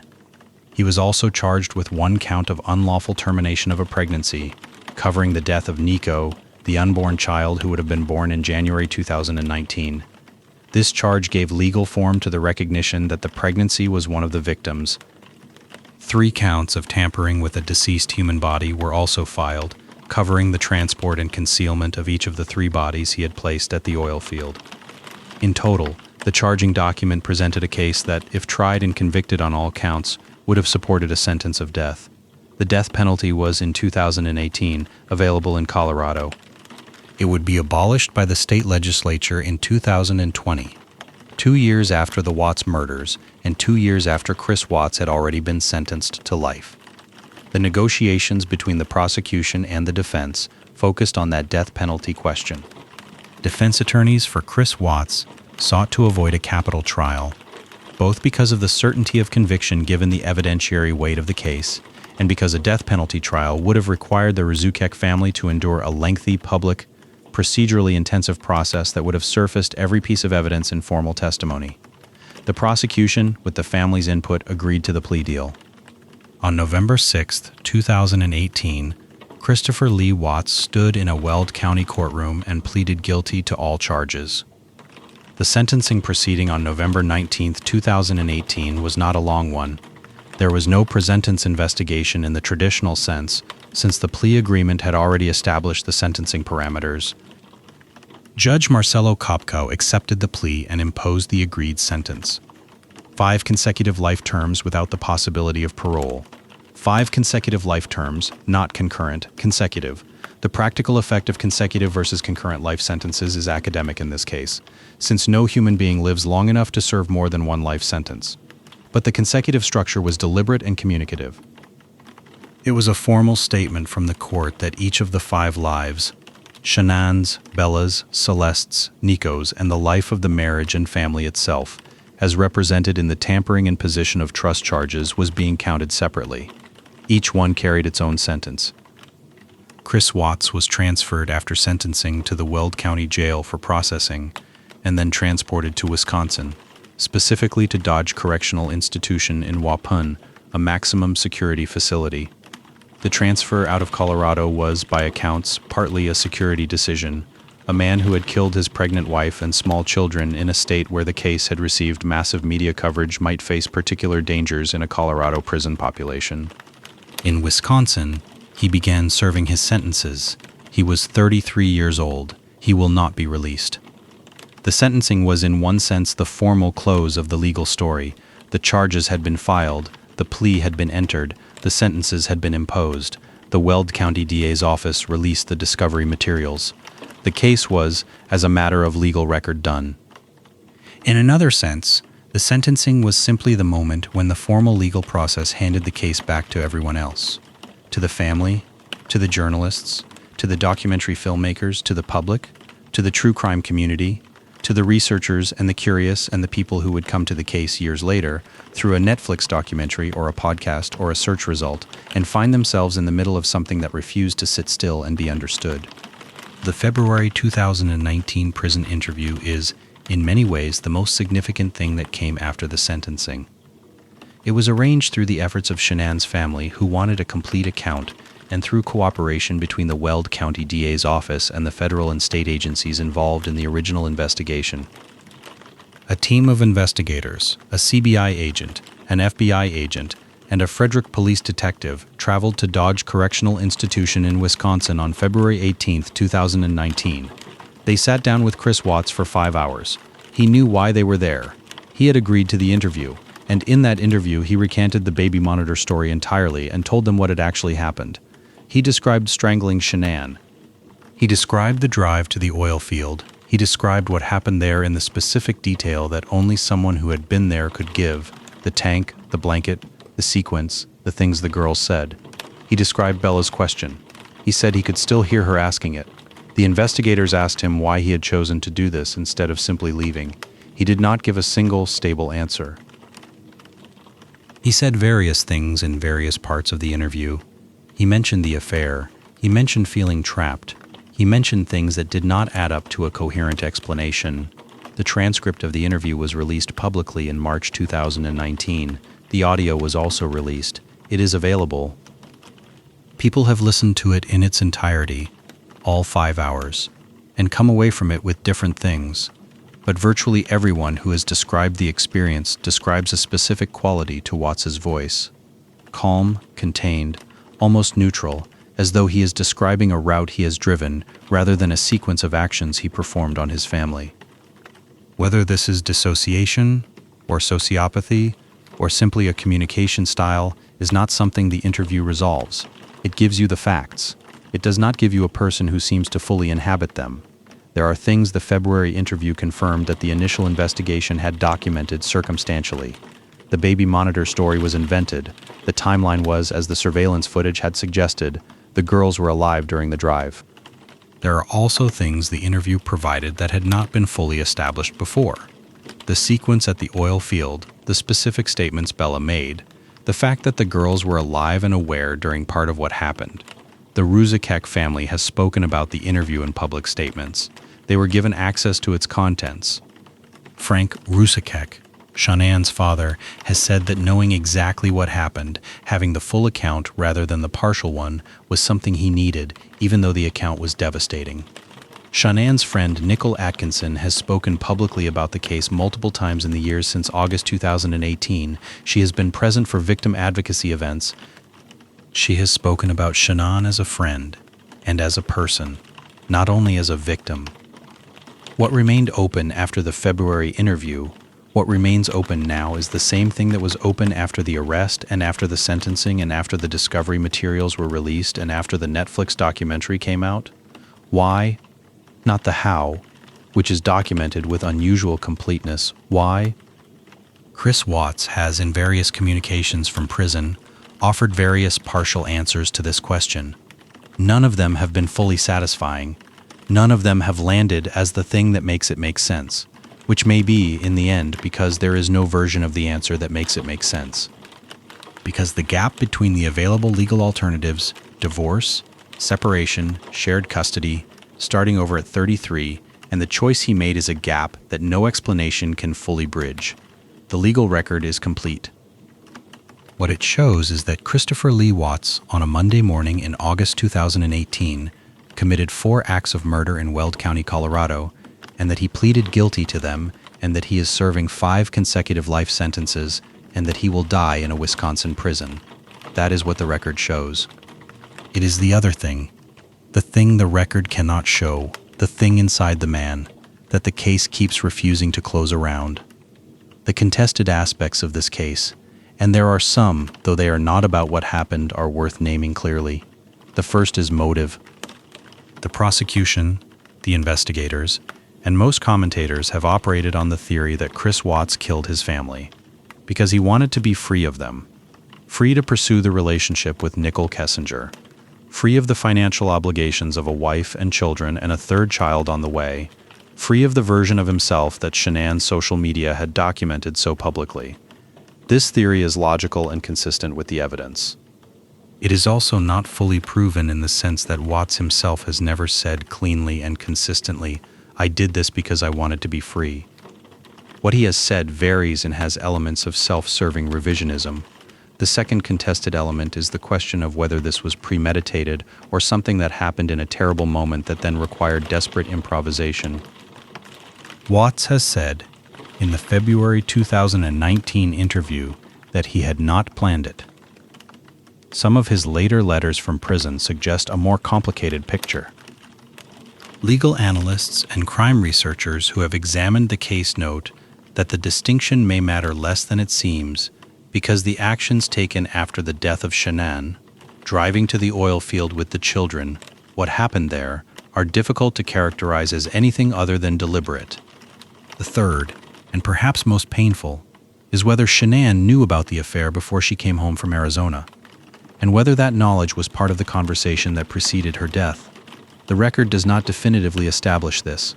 Shanann's text suggests she suspected something. Whether suspected had become new in those final hours is something that only Chris Watts knows, and his account of the conversation has been incomplete and shifting. These are the open questions. They do not change what happened. They do not change the sentences. They simply sit in the margins of the record, unresolved. The legal proceedings have ended. 5 life sentences. Wisconsin. No parole. The questions have not ended. They keep company with the footage of Shanann walking up her front steps at 1:48 in the morning, and with Bella's voice in a father's account, and with the flat landscape of Weld County east of Frederick where the oil tanks stand in rows against the Colorado sky. There is also the matter of Nicole Kessinger herself, whose role in the legal proceedings was as a witness and a victim of a different kind. She cooperated fully with investigators from the very beginning. She went to police the same morning that Shanann's disappearance was reported. She gave them the account of the affair in complete detail. She provided records, answered questions, made herself available throughout the investigation. She was not charged with any crime. The investigation found no evidence that she knew anything about what Chris Watts had planned or done until the news broke. After the case concluded, she gave an interview in which she said publicly that Chris Watts had lied to her about everything. About his marriage, about the divorce, about his life. She said she felt deceived and horrified. She said she had genuinely not known about the pregnancy. She requested, through that interview and through subsequent public statements, to be left alone, to be allowed to disappear from the story and return to a private life. She has not been entirely able to do that because the internet has a long memory and the case has never fully faded from public attention. Her name is associated with it permanently in the way that names get associated with cases, regardless of what the record shows about their actual culpability. That, too, is part of the aftermath. The way a case like this radiates outward and touches people who did not commit the crime, who were themselves deceived by the person who did, and who nonetheless find themselves tangled in the long tail of public interest and scrutiny that attaches to anything this large. The legal system gave its answer clearly. 5 sentences, 1 for each person lost. What comes after the legal system's answer is everything else. The house at 2825 Saratoga Trail, Frederick, Colorado, sat empty for years after August 2018. The legal status of the property was complicated. Shanann's estate, the outstanding mortgage, the homeowners association fees that had been the subject of a lawsuit. All of it became part of the bureaucratic aftermath of a case that had produced no survivors with immediate claims. The property sat in limbo, maintained to a minimum standard, not quite abandoned, not quite occupied. The neighbors on Saratoga Trail living with the specific weight of knowing what had happened inside it. The house attracted attention. People drove past. Some stopped. Some left flowers. Some took photographs. The neighbors did not ask for any of this, and it came regardless, as it always does when a famous crime attaches itself to a specific address. The home was eventually auctioned. The process took longer than it should have, mired in the legal complications that arise when a property's owner is dead and the person legally responsible for the estate is serving 5 life sentences in Wisconsin. Eventually, buyers were found. The property transferred. The house is presumably inhabited again by people who have chosen to live with that particular history or have decided not to think about it. Frank and Sandra Orzukek, Shanann's parents, continue to live in North Carolina. They have spoken publicly about their daughter and granddaughters many times in the years since August 2018, and each time they do, they bring to it the same quality, a composed grief that does not perform itself, that simply exists in the way that losses of that magnitude exist, as a permanent fact in the body, as something you carry forward whether or not you have the words for it. Frank Orzukek has spoken about the discovery of the bodies with particular plainness. He has said that knowing that having the confirmed truth, however devastating, was better than not knowing. That uncertainty would have been its own kind of damage. He has said that Chris Watts is not something he spends time thinking about, that his energy belongs with his daughter and his granddaughters and not with the man who killed them. Sandra Orzukek has spoken about Shanann as a mother, about the kind of mother Shanann was, about the way she loved Bella and Cece, and the baby she was carrying. She has kept Shanann's social media presence alive in some form. The archive is still there, the videos still accessible to anyone who wants to find them. Frankie Orzukek Jr., Shanann's brother, has spoken at events honoring victims of domestic violence. He has been an advocate in the specific, quiet way that people who have lost people to violence sometimes become advocates, not as their primary identity, but as something they do because not doing it would feel like a failure to show up. The Orzukek family authorized the Netflix documentary. The decision was made thoughtfully, with attention to how Shanann would be represented. The family wanted her shown as a full person, not a victim caricature, not a cautionary tale about social media. They wanted the documentary to center her rather than him. The Netflix documentary American Murder: The Family Next Door, released in October 2020 and directed by Jenny Popplewell, largely fulfilled that intention. It was built from Shanann's own footage, her Facebook Live sessions, her promotional videos for Thrive, her home movies, the videos she made every day as a natural extension of who she was, and from the law enforcement recordings that were part of the Discovery release. Popplewell's approach was to let Shanann tell her own story as far as the existing material allowed. The result was a documentary in which Shanann's personality and voice and humor and love for her children are present in a way that most true crime treatments of victims do not achieve. It was watched by enormous numbers of people when it released. It was reviewed widely. The response to it included a significant discussion of the online harassment that had been directed at Shanann and the Orzukek family in the weeks and months after the murders, the conspiracy theories that had accused Shanann of various things, the online communities that had decided she bore responsibility for her own death, the specific cruelty that the internet is capable of generating when a high-profile case is still unresolved, and people are looking for explanations. The documentary rebuked that narrative, not by arguing against it directly, but by showing who Shanann actually was, by putting the footage in front of an audience and letting the footage speak. The effect was, by many accounts, significant. It changed the way a lot of people who had absorbed fragments of the story understood it. Nicole Kessinger, in the years since the case resolved, has kept a largely private profile. She changed her name, according to some reports, in an attempt to separate herself from the story. Whether she has succeeded in that is difficult to know. The internet does not easily let go of names that have been attached to cases of this magnitude. She gave one extended interview in 2019 and then largely went silent. The record of her cooperation with the investigation is complete, her lack of culpability is established, and what she deserves, a private life, a separation from a story she was pulled into by someone who lied to her, is something she has had to negotiate rather than simply receive. Chris Watts, in Dodge Correctional Institution in Waupun, Wisconsin, has been a prolific correspondent. He has written letters to female pen pals, to journalists, to people who have written to him from around the world, to women who became interested in him after the Netflix documentary and the true crime coverage.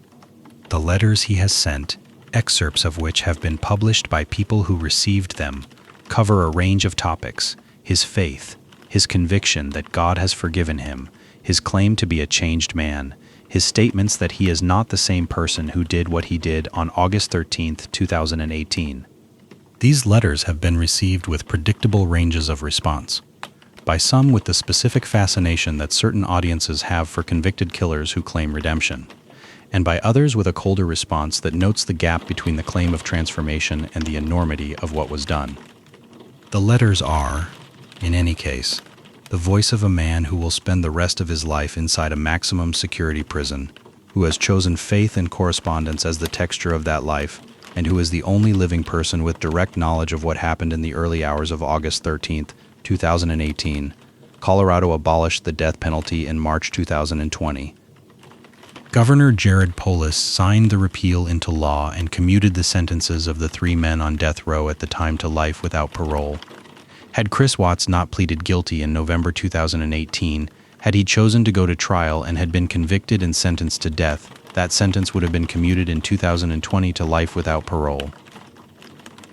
The outcome, in terms of where he would be serving time, would have been the same. This is not a fact that changes anything material about the case. It is simply one of the ways in which the legal landscape shifted around a case that was already legally resolved. The way the landscape shifts around anything that sits in one place long enough. The community in Frederick, Colorado has moved on in the way communities move on, with the knowledge of what happened sitting underneath everything. Referenced occasionally, most often invisible, the neighborhood on Saratoga Trail looks like any other subdivision neighborhood. People mow their lawns, kids ride bikes, the mountains are visible on clear days.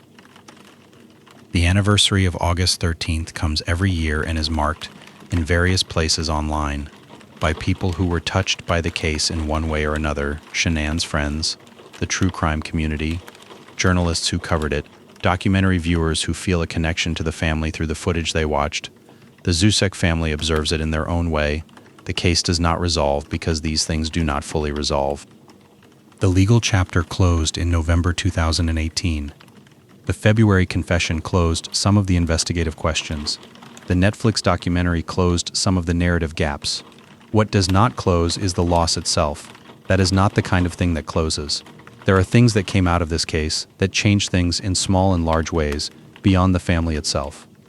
The case became a frequently cited example in conversations about intimate partner violence and family homicide, about the specific category of crime sometimes called familicide, in which a perpetrator kills an entire family unit rather than a single victim. Researchers who study this category of violence noted certain patterns in the Watts case that appear consistently in similar cases. The passive, non-confrontational personality type who has never developed the capacity to exit relationships through direct communication, the presence of a secret relationship that has become more emotionally significant than the official one, the financial pressure that narrows the perceived available options, the specific irrationality of choosing violence over the far simpler and legally available alternative of filing for divorce. None of these patterns predict who will do this. They are retrospective observations, patterns visible in the data after the fact, meaningful in aggregate but useless as predictive tools for any individual case. The vast majority of people who are in a failing marriage and having an affair and experiencing financial pressure do not murder anyone. They get divorced. They figure it out. They live with the mess. Something in Chris Watts did not do that. Something in him looked at the available exits and chose the one he chose. The researchers and the criminologists and the journalists who have tried to map that something have come up with various frameworks, various typologies, various ways of categorizing the Watts case within a larger pattern of similar events.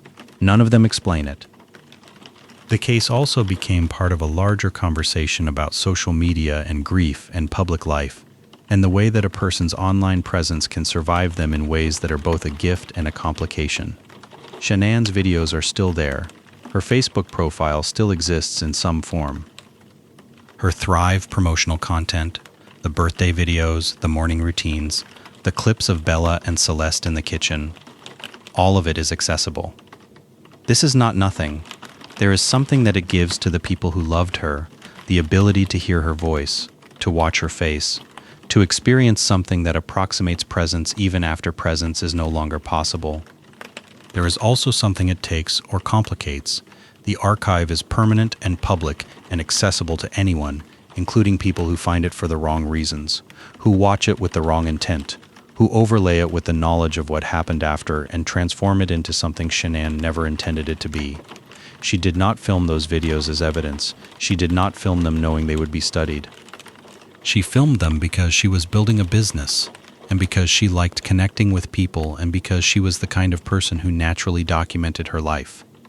The meaning the videos carry now is layered and complicated in ways that she could not have foreseen. The case did not produce significant legal changes. There was no Bella and Celeste's Law or Shanann's Act in the way that some high-profile cases produce legislative responses. The existing laws covered what happened with adequate specificity. The plea and sentencing proceeded according to established legal frameworks. The case did not reveal any gap in the law that needed filling. What it revealed, if it revealed anything, was the same thing these cases always reveal: the inadequacy of the visible surface as a guide to what is actually happening in the lives of the people around us. The neighbors who never would have guessed. The colleagues who noticed nothing on that Monday morning. The friend who knew something was wrong and drove back to the house and called 911 and was right. And the camera that was there. Nathan Trinastich's home security camera, installed for no particular reason in a neighborhood where crime was not a significant concern, was the thing that gave the investigation its first hard evidence. Without it, the case would have taken longer to resolve. Chris Watts' account of Shanann leaving on her own with the girls might have held for more than 48 hours without that footage. The investigation would still likely have arrived at the same place, the Anadarko site, the badge records, the polygraph, the affair, but it might have been a slower journey. The camera saw what 6 years of neighborly acquaintance had not seen. It saw a man loading something into a truck in the dark. That is not a lesson about technology. It is a fact about this case. But it sits in the account of the aftermath because it is the thing that, looking back, seems both obvious and strange, that the resolution of what happened to Shanann and Bella and Celeste rested, in part, on a device a neighbor had installed almost by accident, facing a street that had never given anyone a reason to watch it. There is a specific quality to the cases that stay, not the ones that are solved and understood and filed away cleanly. Not the ones that give you an explanation that satisfies the way explanations are supposed to satisfy, that make the sequence of events cohere into something that the mind can set down. The ones that stay are the ones that keep a question alive at their center, that have been examined from every available angle and still do not give back the thing you were looking for, the interior logic that makes it make sense. The Watts case stays, not because it is unsolved, it is solved, not because the facts are uncertain. They are documented in 3 terabytes and a February 2019 confession, and a neighbor's security camera and a polygraph result and 5 life sentences. It stays because of the gap between the man who waved from the driveway and the man who drove north in the August dark, between what the surface showed and what the surface was sitting on top of. Between the visible life, the family, the house, the girls in their matching outfits, the baby on the way, and whatever was happening underneath it, in the quiet where Shanann couldn't see and the neighbors couldn't see and Nicole Kessinger couldn't see because she had been given a different story entirely, it stays because of Shanann's videos. Because she is right there laughing about something in her kitchen at noon on a Thursday. And you know what you know, and the gap between those two things does not close. No matter how many times you watch, it stays because of Bella. She was 4 years old. She was the kind of 4-year-old who paid attention, who wanted to know what was going on, who would ask. She asked. And somewhere in Weld County, at a facility that processes crude oil on the flat eastern plains of Colorado, there are tanks that held what they held for one night in August, and then they did not, and the site kept operating the way industrial sites operate, and the access road is still there, and the badging system still logs who comes and goes, and the sky above it is still that enormous Colorado sky, flat horizon in every direction, the kind of sky that doesn't give you anything to lean on, that just opens up and keeps going. Sleep well.